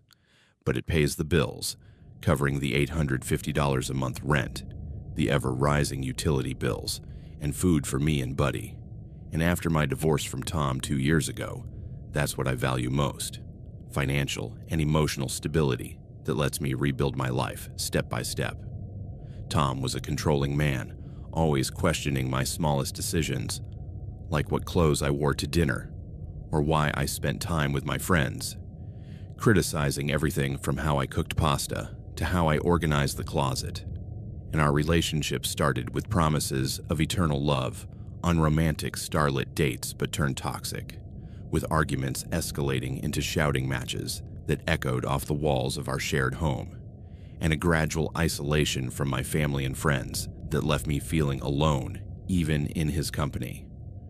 When I finally left him, after a particularly brutal fight over something trivial like the dishwasher, it was as if an enormous weight lifted from my shoulders, letting me breathe freely for the first time in years, but it also left me with a deep distrust of men and a desperate need for personal space to heal the emotional wounds that still ache on lonely nights. In my free time, I run in the nearby park, a place with tree-lined trails winding around a small lake where ducks swim calmly in the greenish water, quacking occasionally, and children play on squeaky swings that sway in the breeze. I have Buddy, my 3-year-old black Labrador, whom I adopted shortly after the divorce from a local shelter, where his brown eyes looked at me with a sadness that mirrored my own. He's my loyal companion, always excited for morning walks, wagging his tail enthusiastically when I grab his worn red leash, and curling up at my feet on cold nights while I watch shows like The Office. To laugh a bit at the absurdities of office life I know so well, or read suspense novels by authors like Gillian Flynn that keep me on edge with their psychological twists that make me question reality. I don't go out much socially. My friends invite me to bars with flickering neon lights or group dinners at Italian restaurants with aromas of garlic and tomato, but I often decline with excuses like I'm tired from work or Buddy needs attention, preferring the comfort of my plush sofa covered with a wool blanket knitted by my grandmother, a steaming mug of chamomile tea warming my hands, and the soft snoring of Buddy sleeping beside me, his heavy head in my lap. My therapist, Dr. Ellis, a woman in her 50s with round glasses that slip down her nose and a soothing voice that always makes me feel heard and validated, says, "It's normal after emotional trauma like mine," but she encourages me to explore beyond my comfort zone, suggesting activities like yoga classes or short trips. You need to reconnect with yourself, Mia. Maybe a solo trip will help you rediscover who you are without others' expectations to find that spark Tom snuffed out. Last year was especially exhausting, a whirlwind of stress that left me drained both physically and mentally. The firm lost a key assistant when she moved to Chicago for a better job, and I was saddled with her workload, additional reports requiring hours of meticulous research in legal databases, meetings that dragged on late into the evening in air-conditioned rooms that gave me headaches from the constant hum of the vents, and a demanding boss who expected absolute perfection in every task, sending emails at midnight with corrections that made me question my competence. I started having chronic insomnia, waking up at 3 in the morning with racing thoughts about looming deadlines and potential mistakes that could cost me my job, and migraines that forced me to take sick days, lying in the darkness of my room with a cold compress on my forehead and Buddy licking my hand in solidarity. My family, who live on a family farm an hour away, on the outskirts of the city, with cornfields stretching to the horizon and the smell of fertile soil, worried about me constantly. My mom calling every few days to ask if I was eating well, and if I needed her to send homemade food like her famous apple pie. My dad offering financial help I didn't need, but appreciated for the protective gesture it represented. I decided I needed a real break, time for myself, away from the demands of work and family concerns. I searched online for solo retreat destinations, browsing sites like TripAdvisor and Booking.com during lunch breaks at the office, eating a turkey sandwich at my desk, and found the Desert Oasis Resort in Arizona near Sedona. The reviews were glowing, with detailed comments like, "A desert paradise for the weary soul, with hot springs that melt away stress, total relaxation in a magical setting with breathtaking views, and friendly, discreet staff who respect your privacy, ideal for solo travelers." The photos showed bubbling hot spring pools surrounded by red rocks glowing at sunset, outdoor massages under white canopies fluttering in the breeze, hiking trails with views of stunning canyons carved by eons of wind and water, and rooms with private balconies where you could see the stars without light pollution, lying in a hammock with a cold drink. The prices were reasonable for a week, around $1,200 all-inclusive, and promised absolute privacy, which appealed to me after years of feeling watched and judged. I booked from the 15th to the 22nd of June 2023, a single suite with every imaginable amenity. I asked my neighbor Sarah, a kind retiree who lives next door and loves animals, to watch Buddy, promising her desert photos in return and a souvenir like a miniature cactus, and packed light cotton clothes for the heat, self-help books like The Power of Now, and suspense novels like Gone Girl, high SPF sunscreen for my fair skin that burns easily, and my journal to reflect on my thoughts and emotions during the trip. The flight from Cedar Rapids Airport to Phoenix was mostly uneventful, though slight turbulence over the Rocky Mountains made me nervous, gripping the armrests until my knuckles whitened, and the captain announced it was normal. The Arizona heat hit me like a solid wall when I stepped out of the terminal, a dry air that sucked the moisture from my skin and made me cough, with the relentless sun reflecting off the shimmering asphalt. I rented a white Toyota Corolla at the Hertz agency in the airport, cranking the air conditioning to combat the 38-degree heat, and drove north on Interstate 17, a straight highway stretching endlessly under a deep blue sky without a cloud, with signs warning of rattlesnakes and scorpions on the sides. I stopped at a lonely gas station halfway, a rusty structure with old pumps, and a mini-mart selling cheap souvenirs like cactus keychains, buying a bottle of ice-cold water that condensed in my hands and a pack of trail mix for the road, noticing how the setting sun painted the desert in shades of orange and purple, making the shadows of saguaro cacti stretch like skeletal fingers reaching for the sky. I arrived at the hotel at dusk, when the sky was a canvas of emerging stars twinkling like diamonds in the desert's absolute darkness. The desert oasis was a literal oasis in the arid expanse, low adobe buildings with red tile roofs that captured the day's heat, palm trees lit by soft lights casting dancing shadows, a central fountain murmuring cool water that refreshed the dry air with a mineral scent. The parking lot was half full, with luxury cars like BMWs and Teslas mixed with dust-covered family SUVs from the journey, and the smell of creosote lingered in the air after a rare desert rain. At the reception, A cool space with terracotta tiles cold under my tired feet from the flight and Native American art on the walls, paintings of desert landscapes in vibrant colors, and clay sculptures of desert animals. Carla, the manager, greeted me with a cold bottle of water dripping with condensation and a professional smile showing perfectly aligned teeth. "Welcome, Mia. I hope your trip went well. Your suite is ready on the 3rd floor. If you need recommendations for excursions or spa bookings, just let me know." Her uniform was impeccable, a white blouse with the hotel logo embroidered in gold, and her hair was pulled into a neat bun without a strand out of place. She handed me the magnetic key, a plastic card with the resort's logo, and explained the amenities. The breakfast buffet is in the main dining room, with organic options and fresh juices. The spa opens at 8 in the morning for massages and facials, and there's sunrise yoga in the central courtyard. If you're interested, room 312 was spacious and cozy, with a king-size bed covered in crisp white sheets smelling of fresh lavender and mild detergent, a bathroom with a rain shower that poured warm water like a gentle waterfall, and a deep tub for bubble baths with mineral salts provided by the hotel, a stocked minibar with organic fruits like red apples and juicy oranges, chilled mineral water bottles, and healthy snacks like granola bars and nuts, and a balcony with cushioned wicker chairs facing the starry desert, where the night breeze carried scents of dry earth and wild sage that calmed my restless mind.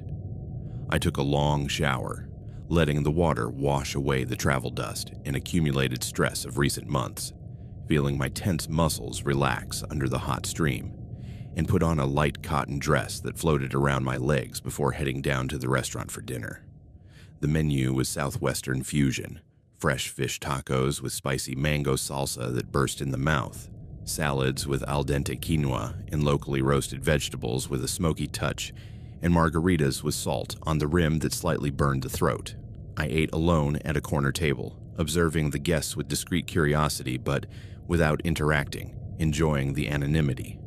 There were honeymoon couples whispering sweet nothings in each other's ears, families with noisy kids running between tables chasing crumbs, and a few solo travelers like me, absorbed in paperbacks or phones with glowing screens. I noticed a group of men at a large table in the center of the room, laughing loudly and ordering rounds of Corona beers with lime, seeming like co-workers on a corporate retreat for team building or something similar, wearing matching polo shirts with a construction company logo and dusty casual jeans. Jake, the blonde with tribal tattoos inked in black and flying eagles on his arms, was the loudest, telling crude jokes that sparked explosive laughter. Mike, the burly bearded man with a pale scar on his left cheek, was more reserved, nodding with a crooked smile that didn't reach his eyes. The others, Tom, a name that made me tense involuntarily because of my ex, Dave the lanky one with black-rimmed glasses, Rick the bald one with a wedding ring glinting under the lights, Paul the medium-built one with a drawling southern accent, and Steve the oldest with gray streaks in his short hair, ranged in age from 30 to 50, all with builds suggesting physical labor or regular gym visits. Jake glanced at me for a moment, his blue eyes lingering on me with an intensity that made me look down at my plate. But I didn't think much of it, chalking it up to the beer. I slept deeply that night, the desert silence broken only by the occasional howl of distant coyotes sounding like a mournful lament, and the whisper of wind against the windows, carrying fine sand that scratched the glass. I woke refreshed, the sun filtering through the white curtains, casting light patterns on the floor, and got ready for my first full day of relaxation, putting on shorts and a light t-shirt, applying sunscreen to my fair skin that burns easily under the desert sun. The next day, I woke at dawn to join a hotel-organized guided hike on a nearby trail, the sky still dark but tinged with pink on the horizon. The guide, a Native American man named Ramon with a long ponytail reaching down his back and encyclopedic knowledge of local flora and fauna, led us along a dusty path flanked by tall saguaros standing like desert sentinels, spiky cholas gleaming under the rising sun with spines catching the light like silver needles, and wildflowers miraculously sprouting from the arid ground in bursts of yellow and purple. The air smelled of sun-warmed earth and fresh sage, and the rising sun painted the rocks in shades of orange and pink that shifted with each minute, creating a natural spectacle that left me breathless. I walked alone at the back of the group, enjoying the peace and the crunch of my sneakers on the gravel, but I noticed one of the men, Dave, the one with glasses, deliberately lagging behind, attempting casual conversation. "Nice place, huh?" First time in Arizona, I replied politely with a, "Yes, it's beautiful," but quickened my pace, feeling slight unease at his proximity. I returned to the hotel sweaty but energized, my skin sticky with dust and sweat, and headed to the spa for a 60-minute massage. The masseuse, a woman named Elena with strong calloused hands from years of work and aromatic oils of lavender and eucalyptus filling the room with a calming scent, worked out the knots in my shoulders and back, pressing points that made me groan with relief mixed with pain. The afternoon I spent in the hot spring pool, the warm, bubbling water enveloping my body like a cozy embrace, book in hand, a psychological thriller that kept me on edge with its unexpected twists. The sun filtered through white fabric umbrellas, fluttering in the gentle breeze, but I noticed the group arriving, settling into nearby lounge chairs with towels and coolers, opening beers with audible pops and talking loudly about football and work anecdotes. Jake splashed in the water, deliberately splashing near me with a playful laugh. "Sorry, gorgeous," he said with a wolfish grin showing white teeth. "No problem," I replied, moving to another area of the pool, but I felt his gaze burning my back like the desert sun, a shiver running through me despite the heat. That night, walking down the hallway to my room after a light dinner of fresh salad with lemon dressing and a glass of white wine that eased my nerves, I heard footsteps behind me, a soft echo on the carpeted floor that made me turn my head. The hallway was empty, just dim lights from wall sconces and closed doors with gold numbers, but the hair on my nape stood up. In the room, my suitcase was slightly open, the zipper a centimeter lower than I remembered leaving it that morning, and my underwear seemed rummaged, as if someone had rifled through it in haste. Must have been me, distracted in my rush to leave, I convinced myself, but a knot formed in my stomach, a subtle sense of violation that made me check the balcony and windows.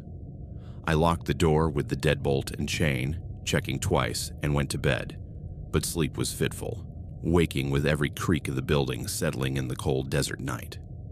On the third day, breakfast in the restaurant was tense, the aroma of fresh coffee and crispy bacon not enough to calm my nerves. The group was there, at their usual table with plates piled high with eggs and toast, eyes flicking toward me as I ate my oatmeal with fresh-cut fruit. Jake grinned widely. "Good morning, neighbor." "Sleep well?" I ignored him, focusing on my steaming black coffee, but my pulse quickened, feeling the intensity of his attention. At the pool, they approached directly, bringing their towels and beers. "I'm Jake.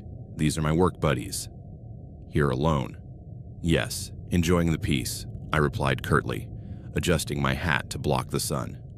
"Join us for some drinks," Mike suggested, his hand brushing my arm as he offered a beer. I declined. I moved away. "No thanks. I'd rather read my book." Their laughter echoed, but I felt the weight of their stares the whole time, like invisible fingers touching my skin. In the gym that afternoon, a space with modern machines like treadmills and free weights, and views of the desert through large windows letting in the heat, Dave got on the elliptical next to mine. "Nice place, huh?" "Coming alone is brave. The desert can be lonely at night, especially for a pretty girl like you." His tone was casual, but his eyes lingered on my body in a way that made me feel exposed. "I'm fine alone," I said, ending my workout early and leaving with my heart racing, cold sweat mixing with exercise sweat. That night, noises woke me, soft knocks on the door around midnight, an insistent tap-tap that made me sit up in bed with my heart in my throat. "Room service," a muffled male voice said through the wood. I hadn't ordered anything. My stomach churned with nausea. I looked through the peephole. The hallway was empty, just shadows dancing under the lights. I didn't open the door, but I heard laughter fading down the hall. I didn't sleep anymore. Calling the front desk. No one sent service, Carla said with a sleepy, apologetic voice. Maybe a room mix-up, or drunk guests joking. On the fourth day, I confronted Carla at the front desk, my voice trembling slightly with contained anger. Those men are harassing me. They follow me around the hotel, touch me without permission, leave notes under my door. I showed her the crumpled note from an admirer. I'll investigate immediately, she promised, her expression worried, and hands twisting a pen. They're regular guests from a construction company, but I'll talk to them and increase security. But at lunch, they sat near my table. Don't be antisocial, Mia, Rick said, somehow knowing my name. How do you know my name? I asked, voice sharp. Heard the manager mention it, Paul insisted with a smile that didn't reach his eyes. I left, appetite gone, the knot in my stomach tightening. In the room, I found another note slipped under the door. You look sexy in a bikini. Dinner tonight? Your admirers. The plural chilled me. I called the Sedona police. Could be harmless flirting, but we'll send an officer to take your statement, the dispatcher said. The officer, an older man with a gray mustache and wrinkled uniform, arrived an hour later, taking notes in a worn notebook. I'll patrol the hotel tonight, but without direct threats or physical evidence, it's hard to act immediately. Keep the door locked and call us if it escalates. I decided to leave early, booking a flight for the next day from my laptop, the cursor trembling on the confirm button. But that night, everything escalated into pure terror. At 11 at night, loud bangs shook the door. Open up, Mia. Just want to chat. They rattled the doorknob, the wood creaking. I screamed, go away, or I'm calling the police. They laughed. The police won't get here in time, gorgeous. The door gave way, the chains snapping with a metallic crack. 7 of them entered, eyes glassy from alcohol, cruel smiles distorting their faces under the dim light. Jake grabbed my arms, his fingers digging into my skin like claws. Time to have some fun, Mia. They tied me with silk ties from their suitcases, tight knots cutting off circulation, rough hands bruising my wrists and ankles. They beat me, fists to the stomach that left me gasping for air on the floor, slaps that split my lip, metallic taste of blood in my mouth. Scream, we like hearing it, Paul said, his breath reeking of stale beer in my face. They raped me one by one, Jake first, brutal, tearing my pajamas with impatient hands. Mike next, calloused hands squeezing my flesh. Tom laughing as he thrust hard. Dave recording with his phone, the screen's light illuminating his excited face. Rick whispering degrading insults in my ear. Paul biting my shoulder until it bled. Steve last, slow and deliberate, prolonging the torment. Hours of searing pain radiating from my core, humiliation that made me want to disappear, silent tears streaming down my face as I dissociated, staring at the cracked ceiling. Assaulting smells, rancid sweat mixed with cheap cologne, spilled alcohol on the carpet, metallic blood from my wounds. I thought of Buddy, alone in the apartment, barking at the empty door. My family worried from not hearing from me, dying to end the torment, the sweet oblivion. At dawn, they left me broken, bleeding on the rumpled bed, my body a map of bruises and cuts. With trembling hands, I reached for the phone and called 911, my broken voice describing the horror. The police arrested the group in their rooms, finding evidence, videos on their phones, notes in their suitcases. Carla confessed during interrogation she covered up previous harassment for substantial tips, knowing about complaints from other women, but ignoring them for fear of losing clients. Months of therapy with Dr. Ellis, weekly sessions where I relive the trauma in a safe space. Nightmares, where I feel their hands again, waking up sweating and screaming. But I survive, returning to work gradually, running with Buddy to reclaim my strength. I warn other women, horror lurks in unexpected places, and solitude can be deadly if you don't listen to your instincts.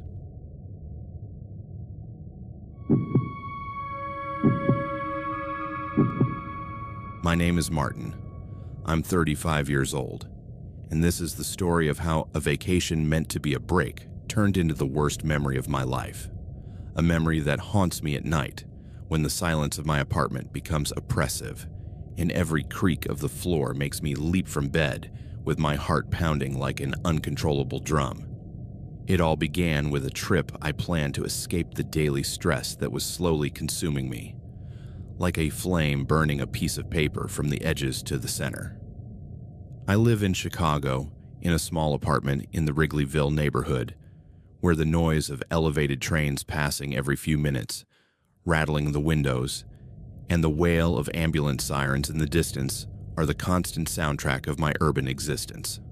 I work as a software engineer at a tech company called Technova, spending endless hours in front of multiple flickering screens filled with lines of code, fixing bugs that seem to multiply like viruses, attending virtual meetings where colleagues across time zones discuss strategies in monotonous voices that lull me to sleep, and dealing with deadlines that loom like inevitable storms.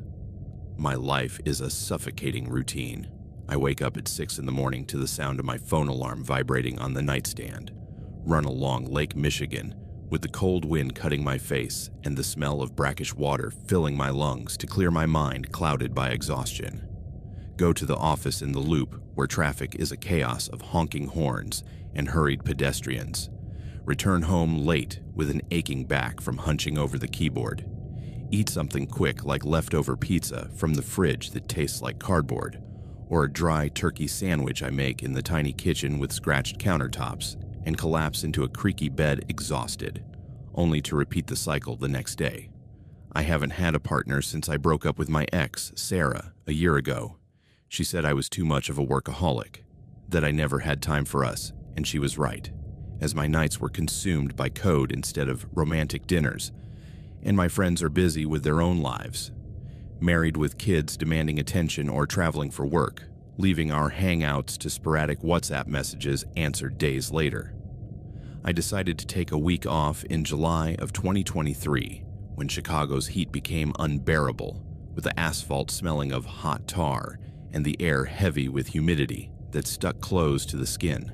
I planned to drive along Route 66, that iconic highway winding through America, stopping at diners with friendly waitresses serving black coffee in cracked mugs, visiting roadside attractions like vintage car museums or giant statues that seem like relics of a bygone era, and staying at cheap motels where neon signs flicker at night, promising rest to weary travelers.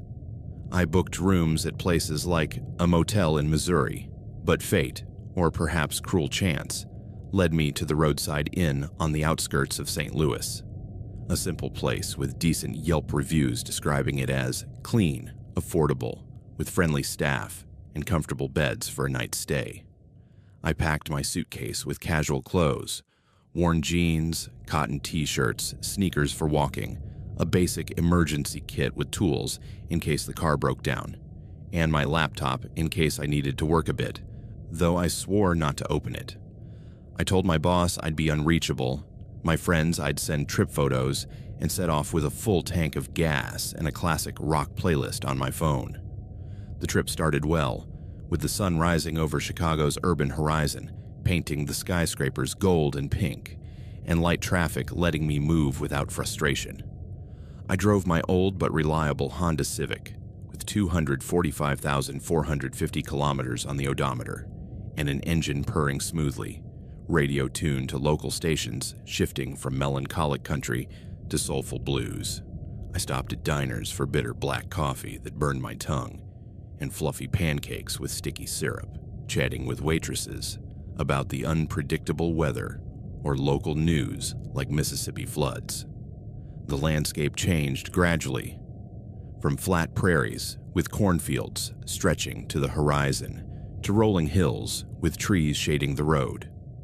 I arrived at the roadside inn at dusk, when the sky was a tapestry of oranges and purples. The motel, a two-story building with faded stucco and a flickering neon vacancy sign in red letters that buzzed slightly. The parking lot was dotted with pickup trucks with out-of-state plates and family cars loaded with luggage. The air smelling of hot asphalt and cigarette smoke from someone outside their room. The receptionist, a woman in her 40s named Linda, with dyed blonde hair and a wrinkled uniform, handed me the key to room 205 with a tired smile. Second floor, parking lot view. If you need ice, the machine's downstairs by the vending machine selling sodas and snacks. The room was basic but clean. A double bed with white but worn sheets, an old TV with a sticky remote, a bathroom with white tiles smelling of bleach, and a slightly dripping shower with a steady plip-plop, and a window with thick curtains blocking the neon glow. I unpacked my suitcase, hanging clothes in the closet with wire hangers that jingled, took a quick shower to wash off the road dust clinging to my skin like a second layer, and changed into clean jeans and a t-shirt before heading to a nearby diner called Betty's Place, where I ordered a juicy burger with crispy onions and greasy fries. I returned to the motel early, climbing the metal stairs that clanged under my feet, and settled into bed with the remote, watching a grainy baseball game on TV, feeling relaxed for the first time in months, the hum of the air conditioner lulling me to sleep.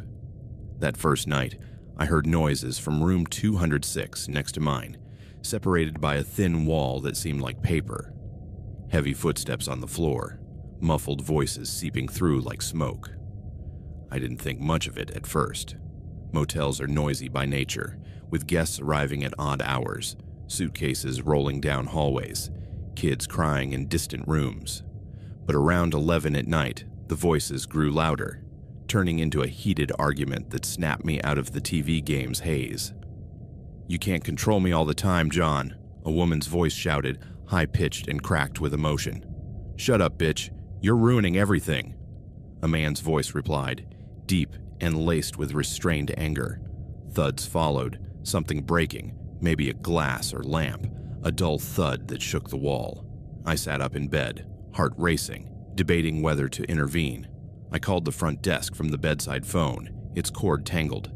"There's a fight in 206. Sounds serious." Linda answered sleepily. "I'll send someone to check. Probably just a couple's argument." The noises stopped abruptly, as if they'd heard my call, leaving a heavy silence that unsettled me more than the shouting.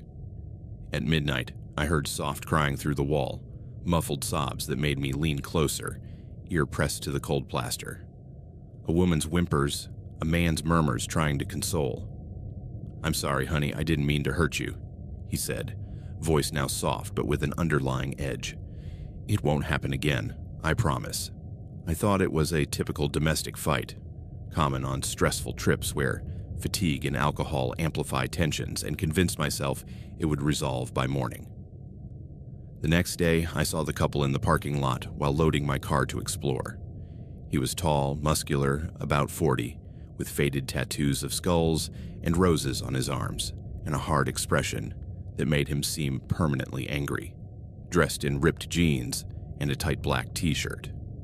She was younger, maybe 30, thin with long, messy brown hair, fresh bruises on her arm covered by a long sleeve despite the stifling midday heat, offering a weak smile when she saw me but with eyes avoiding direct contact. "Morning," I said casually as I passed.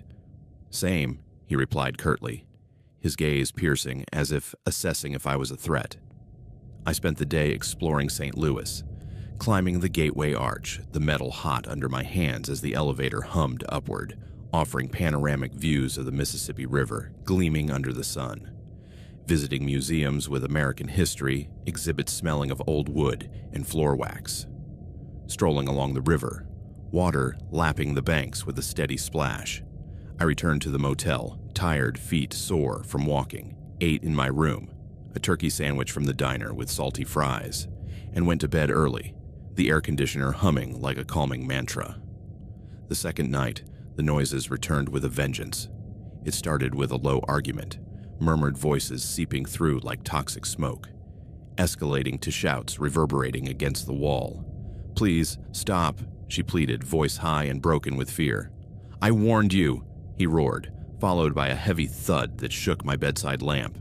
Then, Strange sounds, dragging of something heavy across the floor, low moans sounding like pure pain, a wet gurgle that chilled my blood. I got up, ear to the wall, the man's heavy breathing, a crack like bone breaking under pressure, a whisper. It's done. No more problems. Panic surged, my stomach churning as if I'd eaten something rotten. I called the front desk again. Something bad's happening in 206. I heard thuds, moans. No one answered. Maybe Linda was asleep or ignoring late-night calls. The sounds continued. A scraping like nails on wood, a choked sob cut off abruptly, an ominous silence worse than the noise. I called 911 from my cell, voice trembling. I think there's a murder in the next room. I heard a fight, choking sounds. The operator took details with professional calm. We'll send a patrol. Stay in your room, lock the door. Endless minutes passed, the digital clock glowing red in the dark. I heard the door of 206 open with a soft click, heavy footsteps in the hallway. I looked through the peephole, heart pounding, the man leaving, carrying a large, heavy suitcase dripping something dark that stained the carpet. Blood. It had to be blood. The police arrived 20 minutes later, blue lights flashing through the curtains, knocking on 206. I stepped into the hallway. I heard everything. It was horrible. They entered, and I saw the woman's body, strangled, fresh bruises on her neck, blood on the floor, from a head wound where she'd hit something. The man had fled in his car, license plate noted by Linda. I didn't sleep that night.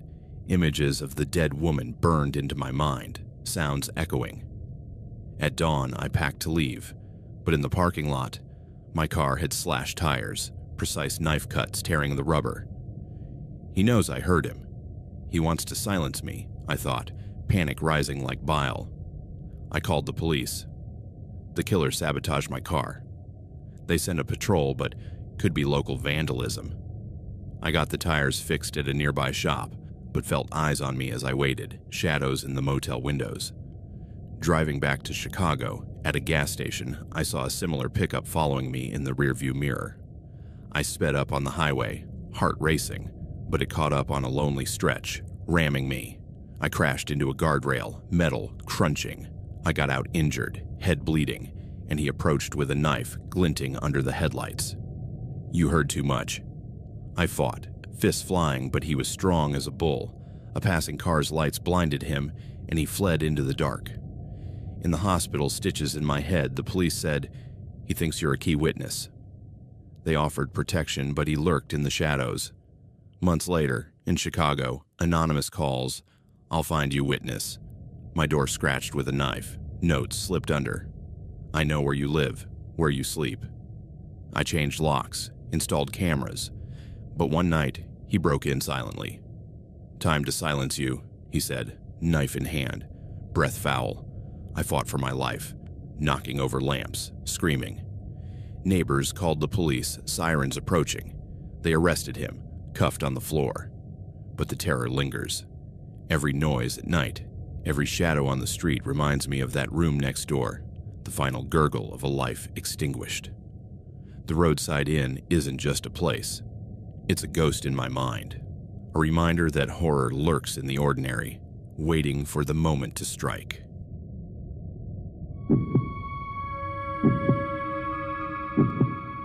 My name is Layla. I am 27 years old, and this is the story of how a dream vacation in Europe turned into a nightmare that still wakes me up, sweating in the middle of the night, my heart pounding as if it wants to escape my chest, and a panic that leaves me gasping in the darkness of my room, reliving every moment as if it were happening again.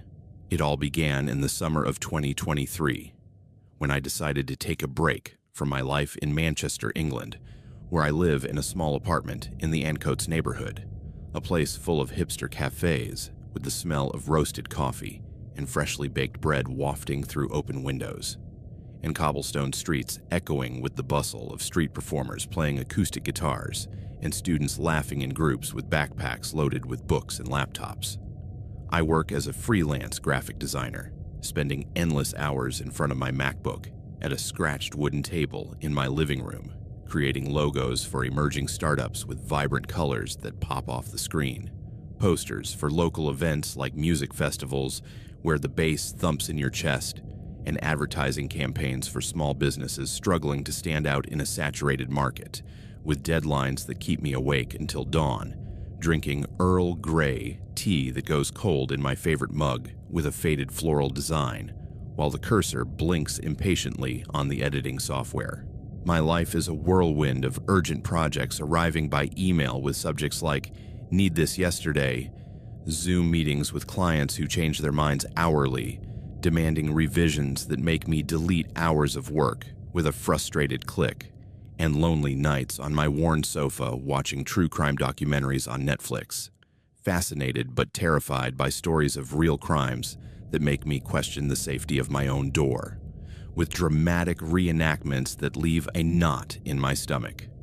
I don't have a partner. My last relationship ended a year ago when my boyfriend, Alex, moved to London for a marketing job that promised a better salary and opportunities he couldn't refuse. And the distance wore us down with missed calls and unanswered messages piling up like silent reproaches. And my friends are busy with their careers or families, so our chats have dwindled to sporadic messages in a WhatsApp group where we share memes and plans that never materialize, leaving a void that feels like an echo in my empty apartment. After months of accumulated stress, with headaches throbbing like hammers behind my eyes after hours at the screen, a tiredness that felt like heavy sand in my bones, making me drag my feet at the end of the day, and an anxiety that gripped my chest like an invisible hand every time I saw a new email, I decided I needed a radical change, something to break the routine and remind me that life is more than pending invoices and looming deadlines approaching like storm clouds. I had always dreamed of sailing the Mediterranean, picturing myself gliding over crystal blue waters under a bright sun that warms the skin, visiting historic ports full of vibrant colors like markets with aromatic spices and fluttering fabrics, and exotic scents of olive and lemon filling the air. I searched online during a lunch break, browsing sites like Cruise Critic and Booking.com with my half-eaten sandwich on the desk, and found a one-week cruise through the Western Mediterranean, departing from Barcelona, Spain, with stops in Marseille, with its cobblestone streets and boulangeries smelling of fresh baguettes, Genoa with its Renaissance palaces and vibrant green pesto, Naples with views of the smoking Vesuvius and dripping mozzarella pizza, and Majorca with white sandy beaches and hidden caves. The company, Blue Horizon Cruises, had glowing reviews on sites like TripAdvisor, with detailed comments like impeccable service with always smiling stewards, comfortable cabins with sheets soft as clouds, top-notch entertainment with magic shows, and live bands that get everyone dancing. The photos showed a massive ship with shimmering pools reflecting the blue sky, restaurants with pristine white tablecloths and tinkling chandeliers, and views of sunsets over the sea that looked like hand-painted postcards in shades of pink and orange. The price was reasonable for my budget, around £1,500 for a single cabin with a balcony, including meals and onboard activities, and the itinerary promised a mix of relaxation on sunny decks with cushioned loungers and adventure on guided excursions with local guides sharing stories of centuries past. I booked the trip for the 10th of July 2023, bought a plane ticket to Barcelona with a low-cost airline that promised comfortable seats, though I knew they'd be cramped, and packed a suitcase with light cotton dresses that float in the breeze, leather sandals that mold to my feet, a wide-brimmed hat to shield my fair skin from the Mediterranean sun, and my sketchbook with colored pencils to capture the landscapes I imagined vivid and timeless. I asked my neighbor, Emma, a retired teacher who always smells of lavender from her garden and loves watering my plants with maternal care, to look after my apartment and my cat, Milo, a Siamese with piercing blue eyes, who meows as if telling ancient stories when alone. I was thrilled, counting down the days on a wall calendar with red X's, imagining the taste of Spanish paella with saffron-infused rice and fresh seafood, and the sound of waves against the ship's hull like a hypnotic rhythm that would wash away my worries. The flight from Manchester to Barcelona was smooth, though El Prat Airport was crowded with sweaty tourists, rolling suitcases bumping into my legs, and children running with colorful backpacks shouting in different languages. I arrived in Barcelona a day early to explore, strolling down Las Rambles with its bustle of street vendors selling cheap souvenirs like Sagrada Familia keychains and artists sketching caricatures with charcoal, capturing exaggerated smiles, the air heavy with scents of fried churros dusted with sugar and fresh flowers sold at colorful stalls. I stayed in a simple hostel near the port, where the smell of sea salt seeped through the open window, mingling with cigarette smoke from smokers on the street below, and the next day I took a taxi to the dock where the Blue Horizon Star awaited, a white colossus with 15 decks towering like a floating skyscraper, lights twinkling like artificial stars against the blue sky. The boarding process was efficient. I handed over my passport with a photo that made me look tired, received a magnetic card for cabin 812 that buzzed when scanned, and a smiling stewardess in a navy blue uniform guided me to my room, explaining the amenities with enthusiasm. The cabin was compact but cozy, with a double bed covered in white sheets smelling of fresh iron detergent, a small bathroom with a hot shower that fell like tropical rain, and a private balcony where I could sit and sketch with the sea stretching to the horizon like an infinite canvas of blues and turquoises. I showered, washing off the travel sweat with citrus-scented soap, put on a blue dress that floated in the sea breeze, and went down to the main dining room for the welcome dinner, a buffet with mountains of fresh seafood like pink prawns and oysters on ice, creamy pastas with rich sauces, and desserts decorated with tropical fruits dripping sweet juice. The other passengers were a mix of noisy families with kids running between tables, knocking over cutlery, elderly couples on anniversary trips whispering memories, and groups of friends drinking cocktails with tiny umbrellas clinking against the glass. I noticed a man sitting alone at a far table, about 40, with short dark hair, slicked back, and a tight black shirt accentuating his athletic build, glancing at me briefly before looking down at his plate of juicy steak. I didn't think much of it. Ships are full of strangers with their own stories, and mine was just one more. That night, I stayed on the balcony, sketching the starry sky with colored pencils gliding smoothly over thick paper, the sound of waves soothing my mind like a balm for a restless soul. I slept deeply, lulled by the gentle rocking of the ship that cradled me like a giant crib, dreaming of ancient ports full of secrets and vibrant markets with spices that tickled the nose. The first full day on the cruise was idyllic, a dream come true that made me forget Manchester's worries. I woke to sunlight filtering through white curtains, fluttering slightly in the sea breeze, the ocean sparkling like a blue mirror under the morning light painting the cabin in golden hues. I had breakfast in the main buffet, a large hall with white tablecloths and cushioned chairs, choosing crispy croissants that melted in my mouth, creamy yogurt with golden honey dripping, and strong coffee that burned my tongue but woke my senses. I joined a yoga class on the top deck, stretching under a white canopy filtering the intense sun, while the instructor, an Italian with a soft voice and melodic accent, guided us with phrases like, "Inhale the peace of the sea, exhale the stress of the land," the sound of waves breaking against the hull, a rhythmic backdrop syncing with my breath.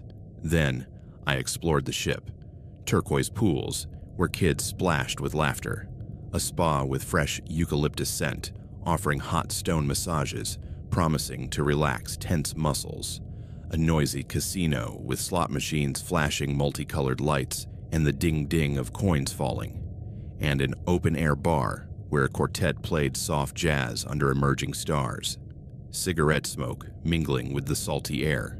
In Marseille, the first stop, I strolled through the Vieux Port, the old port with moored boats creaking with the tide, buying artisanal soaps smelling of Provençal lavender wrapped in crinkly paper, and eating bouillabaisse at an outdoor restaurant, the taste of fresh fish and saffron bursting in my mouth with Mediterranean flavors. I returned to the ship at dusk, exhausted but happy, feet sore from walking cobblestone streets, and dined alone in the dining room, sketching port scenes in my notebook while eating roasted salmon with aromatic herbs that crunched under the fork. That night, I noticed the man in the black shirt again, now at the main bar, drinking something dark in a glass with ice that clinked with each movement, his silhouette lit by dim lights casting long shadows on the polished wood. He looked at me directly, raised his drink in a silent toast, and smiled with lips that curved but eyes that remained cold as the ice in his glass. I responded with a polite nod, but something in his gaze, cold, calculating, as if assessing me as a piece in a game, sent a shiver down my spine. I told myself it was paranoia. I was alone in a new place, far from home, and my mind was exaggerating every innocent interaction. But returning to my cabin, I felt footsteps behind me in the carpeted hallway muffling sounds, a soft echo that stopped when I turned abruptly. The hallway was empty, just dim lights from wall sconces and closed doors with silver numbers, but my pulse raced, an erratic beat echoing in my ears. The second day, in Genoa, I visited the aquarium, mesmerized by sharks swimming lazily in tanks, lit with blue lights casting rippling patterns on the walls, their fins cutting the water with lethal grace.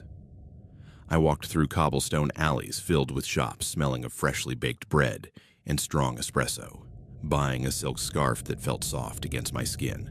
On the ship, I relaxed by the pool, but noticed the man again, now with another younger man with neck tattoos of intricate symbols and a tight t-shirt accentuating his muscles. They spoke in low voices in what sounded like a Slavic language, glancing at me occasionally with tilted heads. I moved to another deck, but the feeling of being watched lingered, like an invisible weight on my neck making me turn every few minutes. That night, after a dinner of pasta with Genoese pesto leaving a fresh basil taste in my mouth, I found a note slipped under my door. "You look beautiful in the sun. A drink at the bar. And admire." The paper was cheap, written with blue ink that smudged slightly, but it left me uneasy, my hands trembling as I read it. I called the front desk. "Someone left a note in my cabin. I don't feel comfortable. It feels like I'm being followed." The receptionist, with a Spanish accent and tired voice, said, "Probably a passenger joking or a mistake, but we'll increase hallway patrols." I didn't sleep well, waking with every creak of the ship rocking with the waves, checking the door lock twice, the metal clicking in the stillness. In Naples, the third day, I explored Pompeii's ruins, ancient dust sticking to my sandals, as the guide spoke of tragedies frozen in time, voices echoing in petrified streets, and the sun burning my skin despite the hat. I returned to the ship exhausted, muscles sore from walking uneven ground, but unease grew like a shadow lengthening at dusk. In the dining room, the two men, the one in the black shirt, who I heard a waiter call Victor while serving wine with trembling hands, and the tattooed one, nicknamed Nico, sat near my table, their gazes bolder, heads tilted, whispering. Victor approached my table with a glass in hand. "Alone on such a big ship? This place is more fun with company, don't you think?" I declined politely, voice firm despite the inner tremor. "I prefer my own company, thanks." He smiled, but his eyes didn't, remaining cold as steel. "Your loss, Layla." That night, the noises began in earnest, turning the cabin into a stage for subtle terror. Soft knocks on my door at midnight, like knuckles grazing the wood, whispers in an unrecognized guttural language, threatening. I looked through the peephole, eye pressed to the cold glass. No one visible but a fleeting shadow at the hallway's end, vanishing around the corner with a whisper of feet on the carpet. I called security, voice hushed to avoid alerting. Someone's harassing me, knocking on my door. A guard arrived 15 minutes later, a burly man in a wrinkled uniform. "No cameras in the cabin hallways, miss." "Maybe a lost or drunk passenger," I found another note the next day, slipped under the door. "Don't be shy, Layla. We'll see you soon." They knew my name, a detail that froze my blood, my hand trembling holding the paper. The fourth day, in Mallorca, I tried to enjoy the white sandy beaches stretching like soft blankets under the sun and crystal water lapping my feet with gentle waves. But paranoia followed like a dark cloud. I saw Nico at the port, far off among the crowd of tourists with dangling cameras, talking with a third man, burly with dark sunglasses reflecting the sun, gesturing animatedly. I hid in a nearby cafe, heart pounding like an African drum, drinking a cortado I couldn't enjoy, its bitter taste mixed with fear. Back on the ship, my cabin was disturbed. Clothes rummaged in drawers, sketchbook open to a page I hadn't left, my drawing smudged. I called security again. Someone entered my cabin, everything's messed up. They changed the lock with screeching tools, but the guard seemed evasive, eyes darting. Could be housekeeping confusion, but we'll investigate, stay alert. The fifth day, at sea with the infinite horizon of blue water rocking gently, the tension was unbearable, a weight crushing my chest like an anchor. I avoided common areas, staying in my cabin with the door locked, but the knocks continued, now louder and persistent, accompanied by low laughter seeping like poison.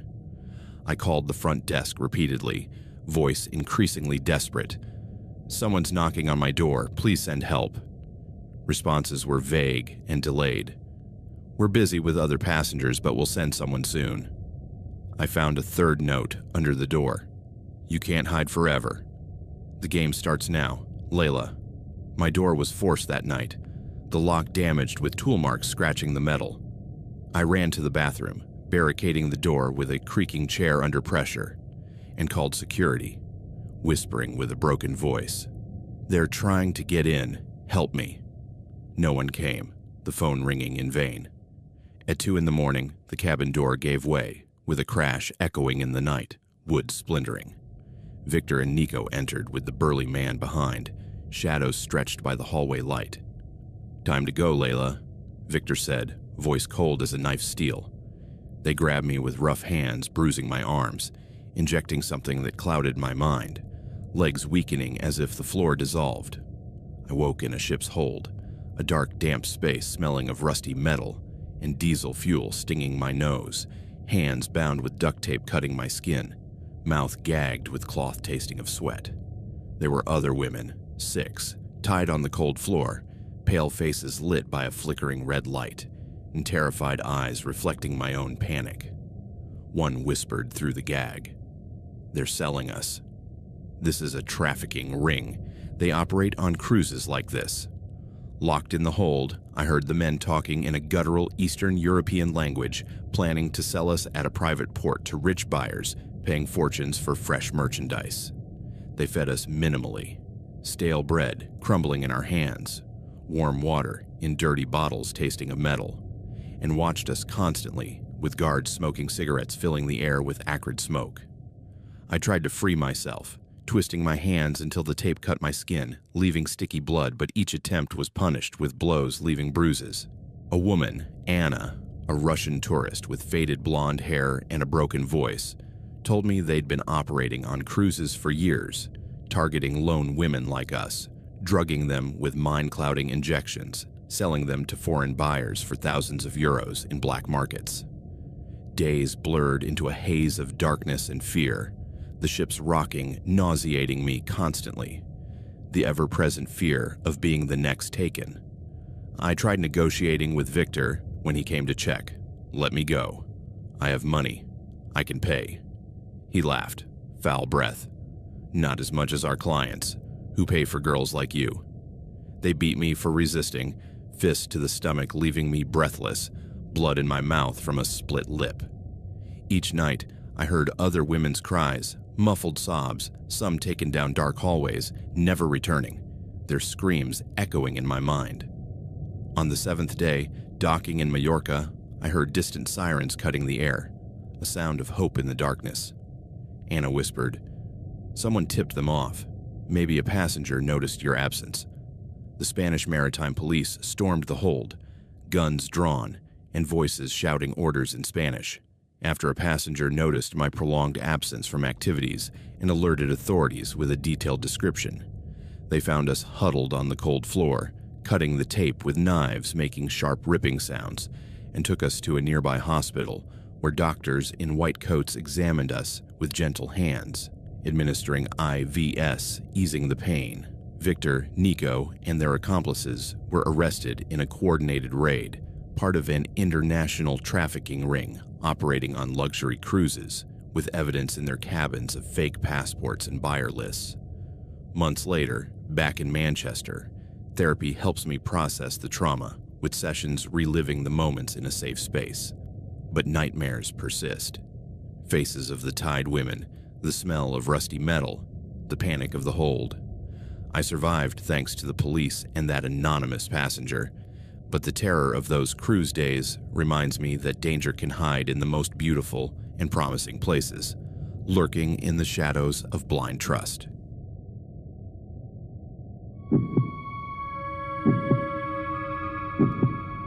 My name is Amy, and what I'm about to tell you happened 2 years ago. It's still hard for me to talk about, but I feel it's important to share my experience. Maybe someone going through something similar can recognize the warning signs that I, unfortunately, ignored for far too long. It all started in the most innocent way possible. I was working as a marketing coordinator at a mid-sized company in Phoenix, Arizona. It was May of 2022, and the company had decided to hold a raffle among all employees to celebrate exceeding our quarterly goals. The prize was a 5-day, all-expenses-paid trip to the Grand Summit Hotel in Denver, Colorado. It was a fancy 5-star place, the kind of hotel I could never have afforded on my own. I vividly remember the moment my boss, Linda, announced my name as the winner. Everyone clapped, and I felt like I'd won the lottery. I'd been working so hard the past few weeks that I desperately needed that vacation. My love life was non-existent. I'd broken up with my boyfriend 6 months earlier, and I felt this trip was exactly what I needed to recharge and rediscover who I was outside of work. The trip was scheduled for the 3rd week of June. The hotel had been booked by the company, and all I had to do was show up with my luggage. The Grand Summit Hotel was located in downtown Denver, an imposing gray stone building rising 30 floors into the sky. When I arrived that Tuesday afternoon, I was struck by the elegance of the place. Black marble in the lobby, crystal chandeliers, and impeccably dressed staff. Check-in was quick and professional. The receptionist, an older woman with a genuine smile, handed me the key to my room on the 23rd floor and wished me a pleasant stay. I took the elevator, admiring the gold-framed mirrors and soft background music. My room, 2347, was spectacular. A king-size bed, an incredible view of the mountains, a marble bathroom with a huge tub. I felt like a queen.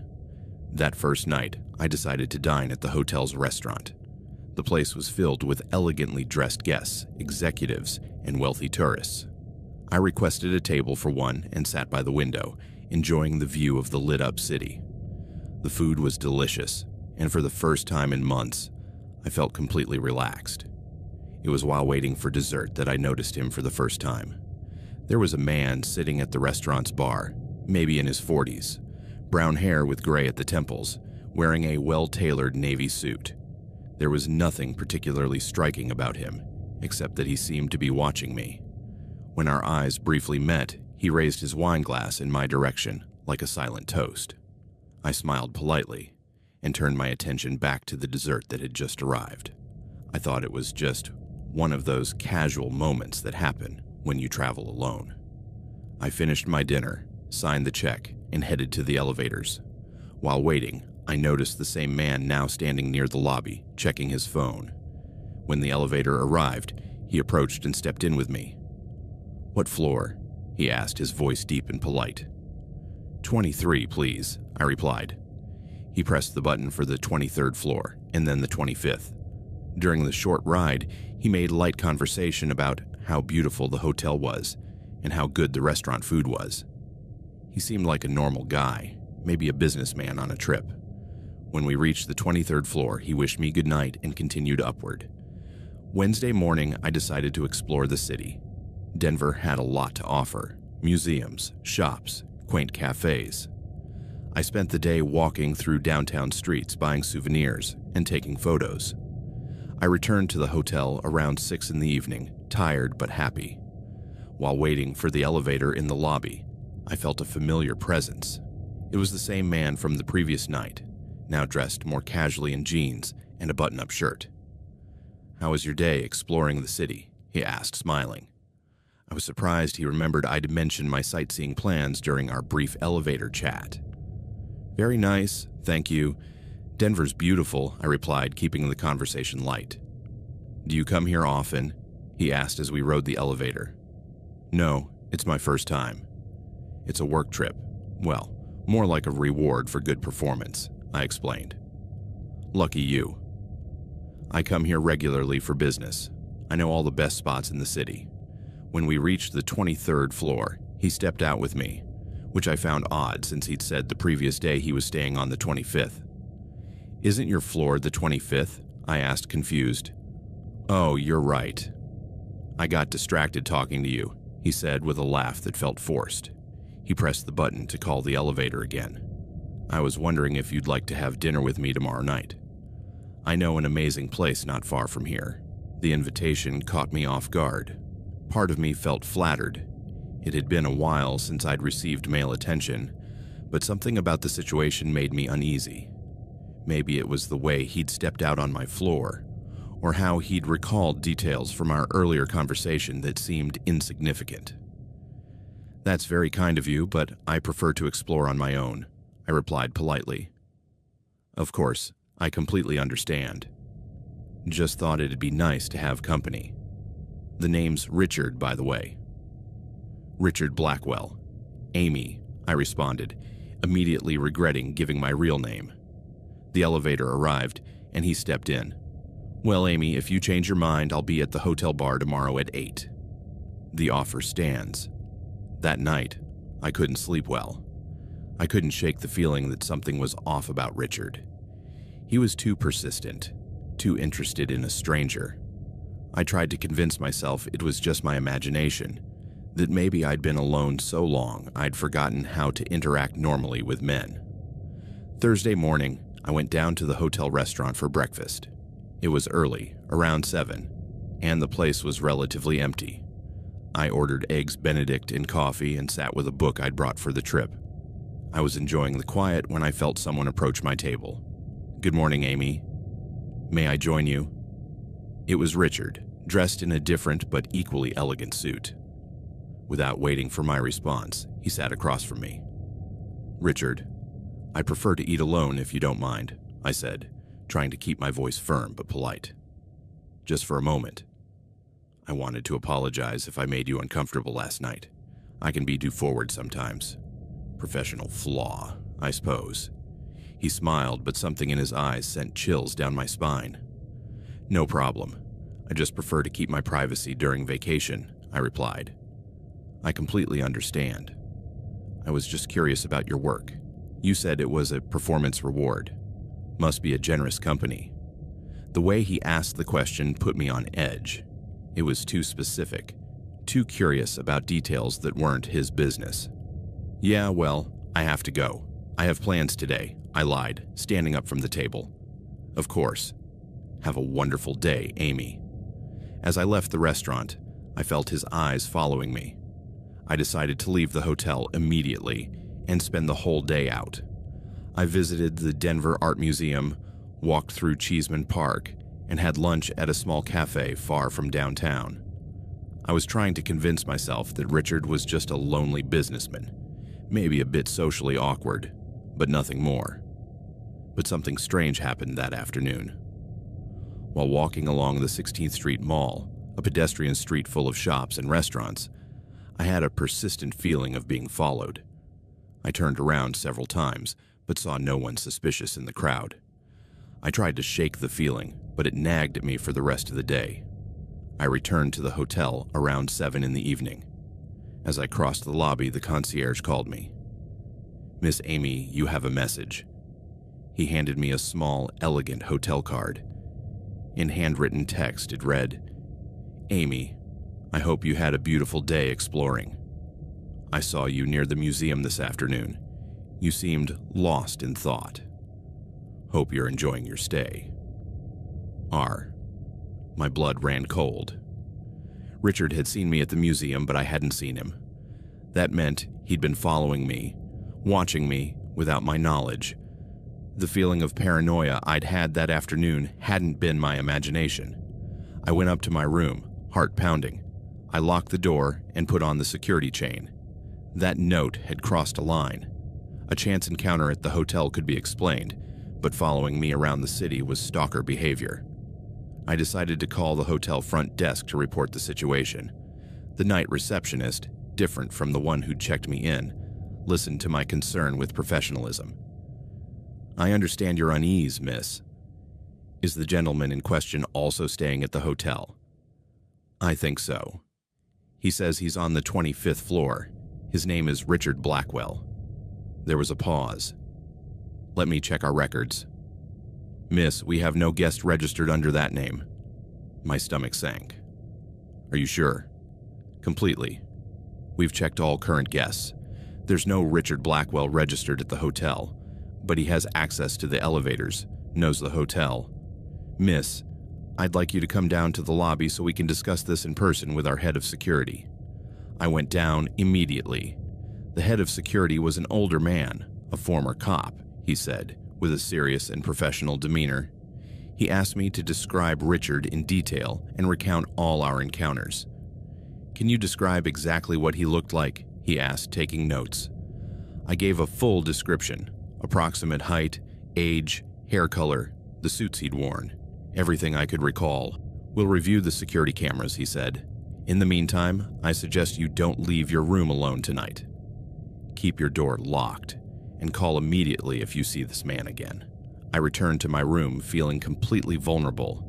I'd closed all the curtains and checked the bathroom and closet, a precaution that felt ridiculous but necessary. I ordered room service for dinner, not wanting to risk running into him at the restaurant.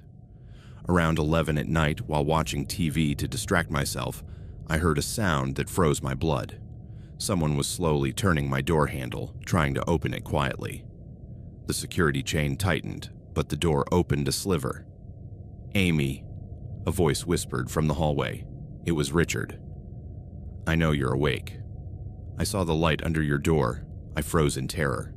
How did he have access to my floor? How did he know my exact room number? "I just want to talk to you," his voice continued, now closer to the door's crack. "I'm not going to hurt you. Just let me in." With trembling hands, I grabbed the hotel phone and dialed the security number they'd given me. "He's here," I whispered into the phone. "He's trying to get into my room. Stay away from the door. We're coming up immediately." "Amy, I can hear you talking to someone," Richard said from the hallway. His voice had changed, now sounding more aggressive. "This doesn't have to be difficult. Just open the door." He began pushing the door harder, making the chain strain to its limit. The sound of metal against metal was terrifying. "Amy!" His voice was now clearly angry. "Open this door now." He started banging on the door forcefully. I hid in the bathroom, shaking with terror, praying security would arrive before he forced his way in.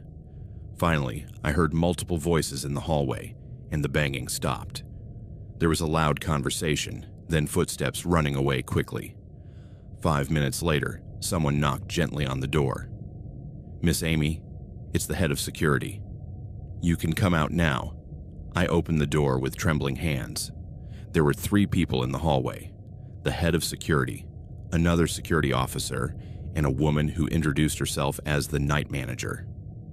"Did you catch him?" I asked. "Unfortunately, no. When we got here, he was already gone, but we found this." He showed me a hotel access card. "We believe he stole it from a room or obtained it illegally somehow. We're changing all the hotel security codes immediately." "How did he know my room number?" I asked. "That's a very good question," the manager said. "We're reviewing all our security protocols. In the meantime, we'd like to move you to another room on a different floor. We've also alerted the police. They moved me to room 1205, 12 floors lower, but I couldn't sleep all night. Every sound in the hallway made me jump. I felt completely exposed and vulnerable.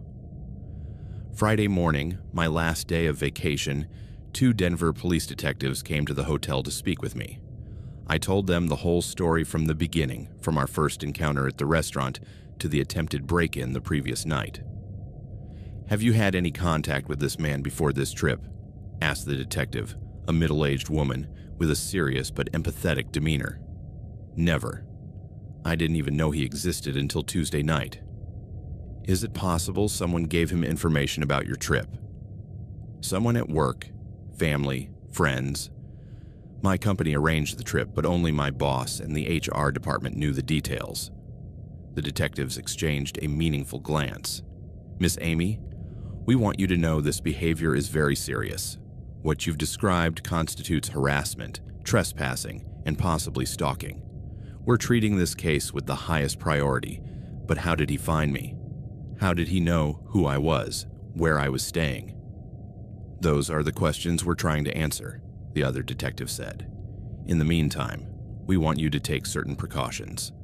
They gave me a list of safety measures: vary my routines, stay alert to my surroundings, report any suspicious behavior immediately. They also told me that if Richard showed up in Phoenix, I should call the police right away. "One more thing," the detective said. "We've reviewed the hotel's security cameras. This man seems to know exactly where the cameras are and how to avoid them. We only have a few blurry images of him in the elevators and lobby. This suggests he has experience avoiding detection." Those words chilled my blood. It meant Richard wasn't an amateur, not just a lonely man who'd fixated on me by chance. He was someone with experience in stalking, possibly with prior victims. I canceled my plans for that last day and stayed in my room until it was time to head to the airport. The hotel provided a security card to take me, and an officer escorted me to the gate. During the entire flight back to Phoenix, I couldn't shake the feeling of terror. I kept looking over my shoulder, studying the faces of other passengers, wondering if Richard had somehow found out about my flight. When I got home that Friday night, the first thing I did was change all my apartment's locks. I also installed an alarm system and security cameras. My friends and family thought I was overreacting, but I knew I wasn't. Monday morning, I returned to work but couldn't focus. Every time the phone rang, every time someone entered the office, I jumped. Linda, my boss, noticed immediately that something was wrong. "Amy, are you okay? I thought you'd come back relaxed from your vacation, but you seem more stressed than before." I told her the whole story. Linda was horrified. "Amy, this is awful. We need to report this to HR immediately, and I want you to know you can take all the time you need to deal with this situation." But that's when I discovered something that made the situation even more terrifying. When Linda and I went to speak with HR, Sarah, the coordinator, checked the raffle files. "Amy, this is very strange," Sarah said, frowning as she looked at her computer. "According to our records, your name wasn't originally in the raffle." "What do you mean?" "It was added the day before the raffle. Someone with administrative access put your name on the participant list." Linda and I looked at each other in horror. "Who has administrative access?" Linda asked. "Me, the HR director, and anyone with the system's admin codes." "Have the codes been compromised?" "We don't know, but we'll investigate immediately." That revelation changed everything. It meant Richard, or someone working with him, had rigged the raffle to ensure I won the trip. It had been a deliberate plan from the start, not a chance encounter at a hotel. The next few days were a nightmare of meetings with police, private investigators, and cybersecurity experts. We discovered that someone had hacked the company's systems and accessed employees' personal information, including addresses, phone numbers, and benefit details. The Phoenix police coordinated with Denver's to investigate the connection.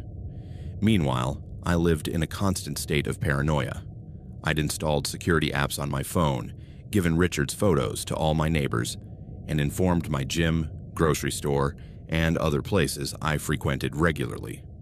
A week after my return, I received another note.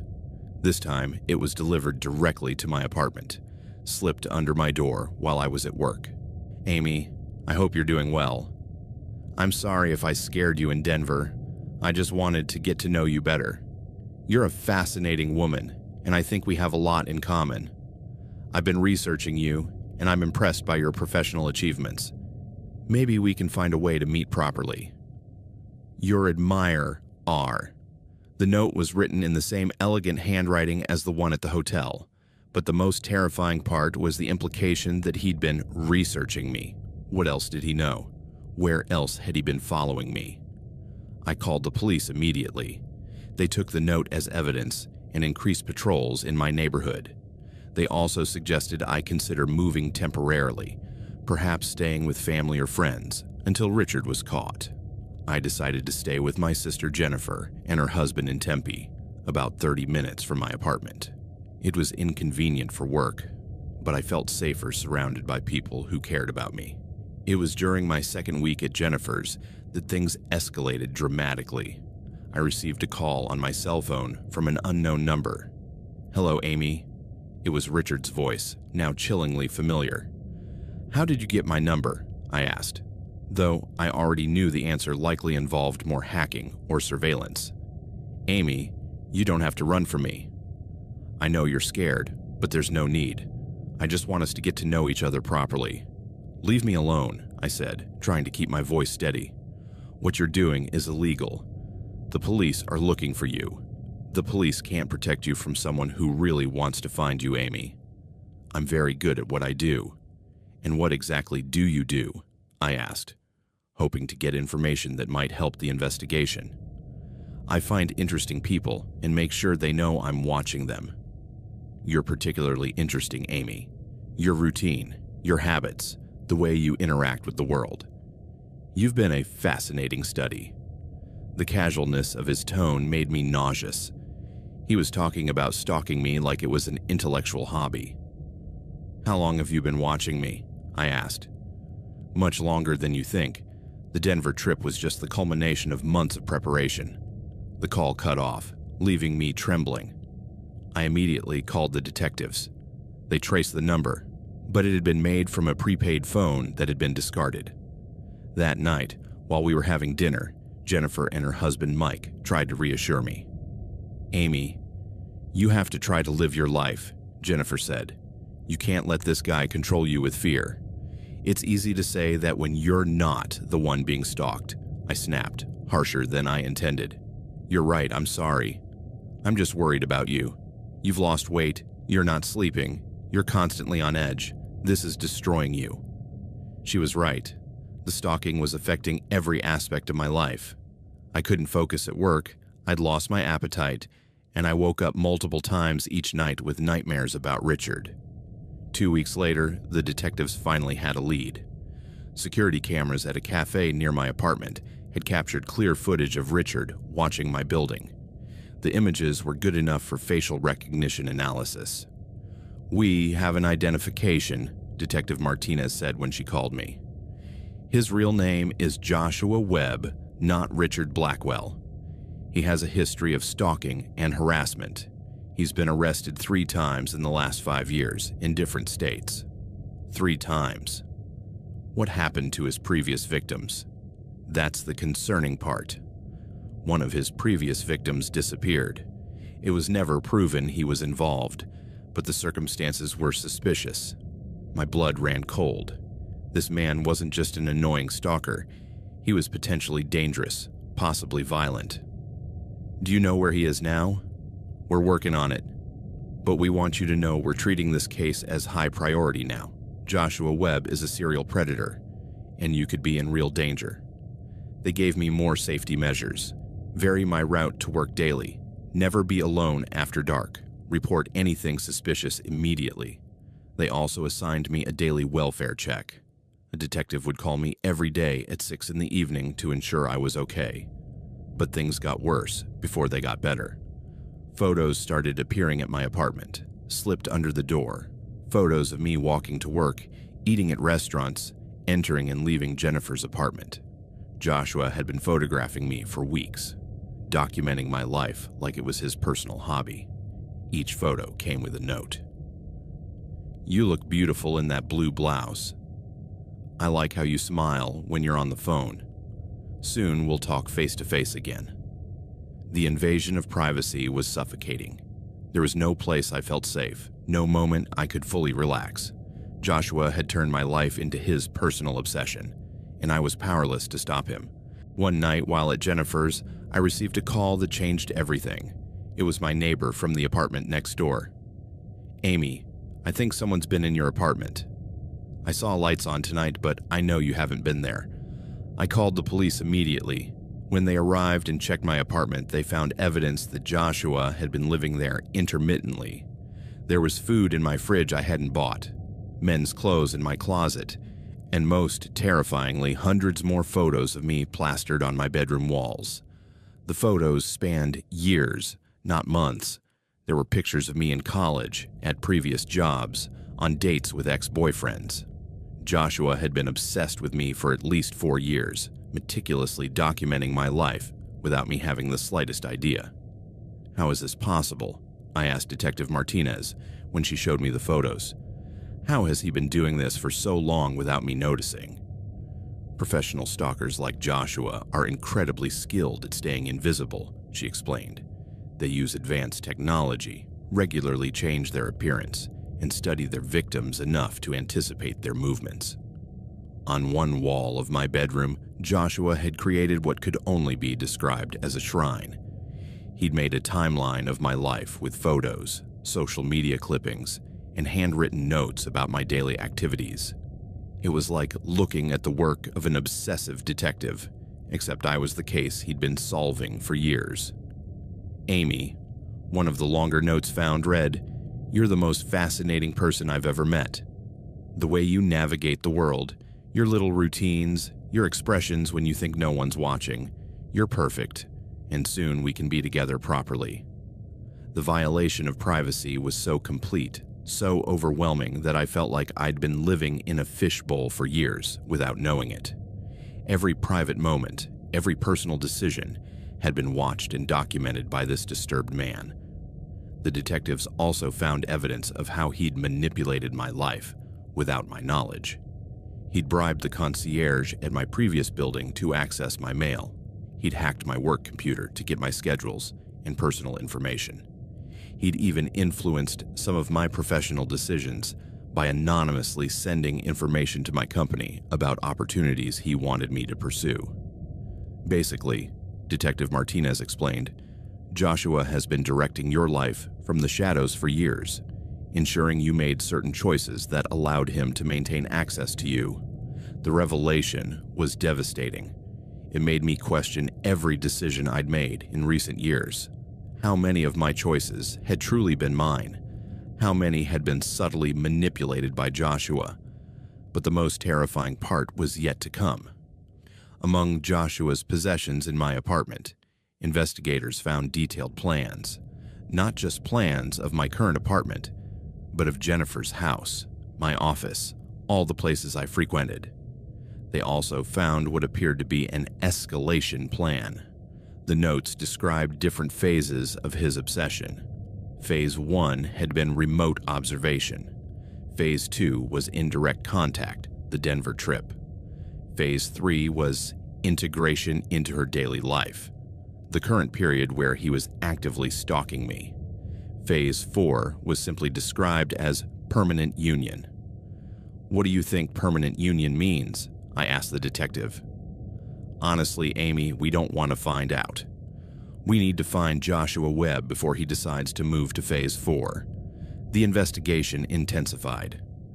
The FBI got involved due to the interstate nature of the crime and the sophistication of Joshua's operation. They discovered he'd used multiple fake identities, rented apartments near my previous residences, and built an entire fake life centered on stalking me. Meanwhile, I was living in a constant state of terror. I couldn't return to my apartment. It was now a crime scene, and I felt unsafe anywhere. Joshua had proven he could find me no matter where I went, no matter what precautions I took. Jennifer and Mike were incredibly supportive, but I could see the stress my situation was putting on their marriage. They had to alter their routines, install extra security systems, and live constantly on alert. It wasn't fair to them, but I had no other options. 3 weeks after the discovery in my apartment, Joshua made his final move. It was a Sunday afternoon, and Jennifer had gone to the grocery store while Mike was in the garage working on his car. I was in the living room watching TV when I heard someone knock softly on the door. "Jennifer," I called, thinking she might have forgotten her keys. "No, Amy." "It's me." Joshua's voice through the door paralyzed me with terror. He'd found Jennifer's house, bypassing all our security precautions. "Open the door, Amy. I just want to talk to you face to face. No interruptions, no police, just us." With trembling hands, I reached for my cell phone to call 911. But as I did, I heard the unmistakable sound of a window breaking at the back of the house. Joshua had broken in. "Mike!" I screamed as loud as I could, hoping he'd hear me in the garage. "Don't bother yelling," Joshua's voice said, now from inside the house. "Your brother-in-law is indisposed right now." My blood froze. What had he done to Mike? "Amy, come to the kitchen. We have a lot to talk about." Instead of going to the kitchen, I ran to the front door and tried to open it. It was locked from the outside. Joshua had planned this carefully, ensuring I had no escape. "Amy, don't make this harder than it needs to be," Joshua said, now clearly moving through the house. I've waited years for this moment. "Don't ruin it by being dramatic." I ran to the house's landline and dialed 911. 911, what's your emergency?" "My name is Amy Richardson," I whispered into the phone. "I'm at 2847 Pine Street in Tempe. A man who's been stalking me has broken into the house. I think he hurt my brother-in-law. I need help immediately. Units are on the way, miss. Can you find a safe place to hide?" I hung up and ran to the master bedroom. It had a lock and was the farthest room from where I'd heard Joshua's voice. I locked the door and pushed a heavy dresser against it. From the bedroom, I could hear Joshua moving through the house, searching for me. "Amy, I know you're scared, but there's no reason to be. I've been looking after you for years. I know everything about you. I know what you need. I know what makes you happy. We can have a wonderful life together." His voice was closer now. He was checking each room systematically. "I found the photos the police took of my work in your apartment," his voice continued. "I was so proud of that collection. Years of careful documentation, years of study. You're my masterpiece, Amy." He was now right outside the bedroom door. The handle jiggled. "Amy, open the door. I'm not going to hurt you. I just want us to talk like two rational adults." "Go away," I shouted. "The police are on their way." "The police will take at least 10 minutes to get here. We have plenty of time for a proper conversation." Joshua started pushing the door, trying to move the dresser I'd placed against it. He was strong, and I could feel the barricade giving way gradually. I desperately searched for a weapon, anything I could use to defend myself. On Jennifer's nightstand, I found a metal letter opener. It wasn't much, but it was something. "Amy, I can hear you moving things in there. You're just delaying the inevitable." The door finally gave way, and the dresser slid aside. Joshua stepped into the room, and for the first time in weeks, I saw him face to face. He looked different from how I remembered him at the hotel. Thinner, more intense, with a look in his eyes that could only be described as obsessive. He wore dark jeans and a button-up shirt, as if this were a casual date. "Hello, Amy," he said, smiling as if we were old friends. "We can finally talk properly." "What did you do to Mike?" I asked, keeping the letter opener hidden behind my back. "Your brother-in-law is fine. Just sleeping. I won't hurt him unless he tries to interfere with us." "Joshua, this has to stop. What you're doing is wrong. I'm a person, not an obsession." "Joshua," he laughed. "Is that what the police identified me as?" "Fine. Yes, I'm Joshua Webb, but I'd prefer you call me Richard. It's the name I chose for you." He stepped closer slowly, as if trying not to scare a wild animal. Amy, I think there's been a misunderstanding. I'm not stalking you. I'm courting you. There's a difference. Everything I've done has been to show my dedication, my love. That's not love, I said, backing up until my back hit the wall. Love requires consent. Love requires respect. What you've been doing is obsession. It's stalking. The modern world has complicated romance, Joshua said, now just a few feet away. In the past, men pursued the women they wanted. They were persistent, dedicated. Now everything is considered stalking. In the past, women weren't given a choice. That was oppression, not romance. Joshua frowned. Amy, I thought you were smarter than that. I've studied everything about you. I know you appreciate dedication, attention to detail. Everything I've done has shown those qualities. In the distance, I could finally hear sirens approaching. Joshua heard them too, and his expression changed immediately. Amy, we have to leave now. I'd hoped we could talk more, but the police are going to ruin everything. I'm not going anywhere with you, I said firmly. Amy, you don't understand. I've invested too much time and energy in you to let you go now. You're my life. Joshua moved quickly toward me, trying to grab my arm. That's when I pulled out the letter opener and stabbed it into his outstretched hand. Joshua screamed in pain and surprise, staggering back and clutching his wounded hand. Bitch, he shouted, everything I've done has been for you. The sirens were now very close, probably on Jennifer's street. Joshua seemed to realize his time was up. This isn't over, Amy. You can't escape me forever. I'll find you again. Joshua ran out of the room. I heard his footsteps racing through the house, then the sound of a back door opening and closing. Seconds later, the house filled with police voices shouting, Police! Show yourself! I'm here, I yelled. In the master bedroom. I'm Amy Richardson. The next few minutes were a whirlwind of activity. Paramedics checked on Mike, who was unconscious, but alive in the garage. Joshua had drugged him with some kind of sedative. Jennifer arrived home in the middle of the chaos, hysterical at seeing ambulances and police cars in her driveway. Joshua had escaped, but he'd left evidence all over the house. Fingerprints, blood from his wounded hand, and most importantly, a bag with documents revealing the full extent of his operation. Investigators discovered Joshua had rented apartments in 3 different states, both all strategically located near places I'd lived or worked. He had multiple fake identities, sophisticated surveillance equipment, and what could only be described as an unlimited budget for his obsession with me. Amy, the FBI special agent in charge of the case, told me, Joshua Webb has been living entirely to stalk you. He has no regular job, no family, no friends. His entire life has been centered on you for years. The realization was overwhelming. A man had dedicated years of his life, limitless resources, and considerable intelligence to making me his psychological prisoner. But they also discovered something that gave me hope. Joshua had made mistakes. In his rush to escape Jennifer's house, he'd left clues about where he was hiding. More importantly, he'd finally crossed lines that made federal authorities treat him as a domestic terrorist rather than just a stalker. We're going to find him, the special agent assured me. He has resources, but now we have the full attention of the FBI focused on catching him. He can't hide forever. The manhunt lasted 2 more weeks.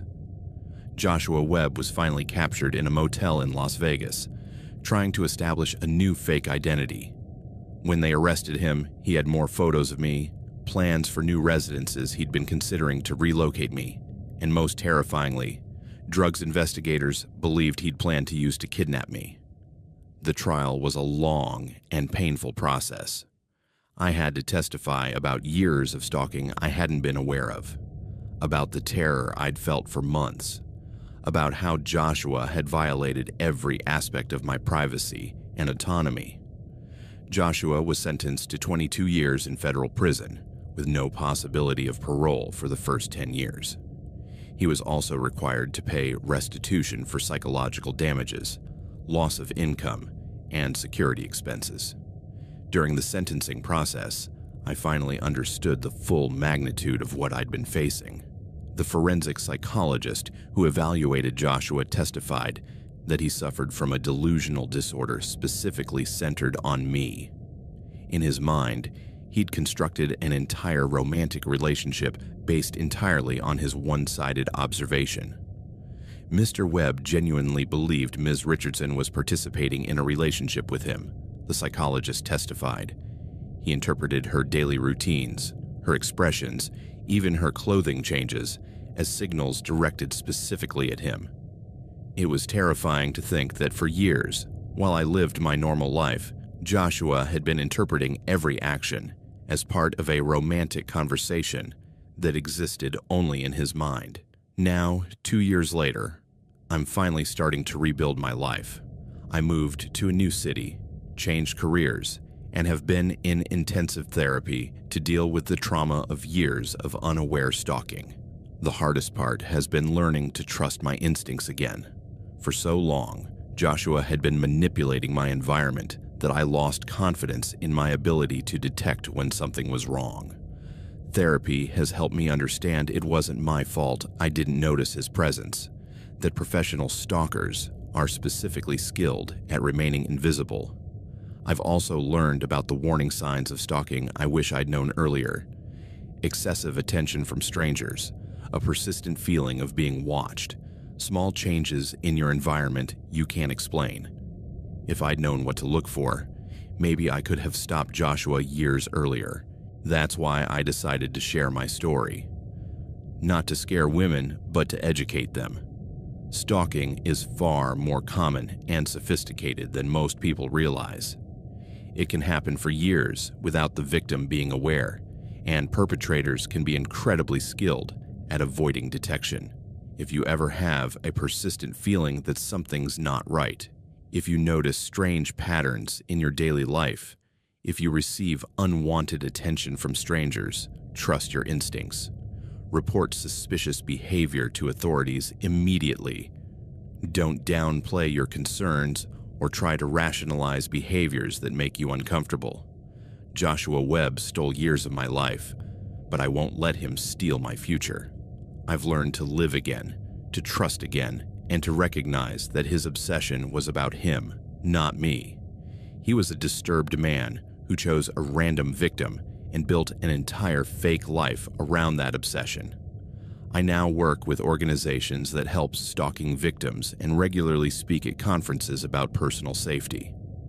My experience has been traumatic, but if it can help even one person recognize the warning signs, then something good will have come from this nightmare.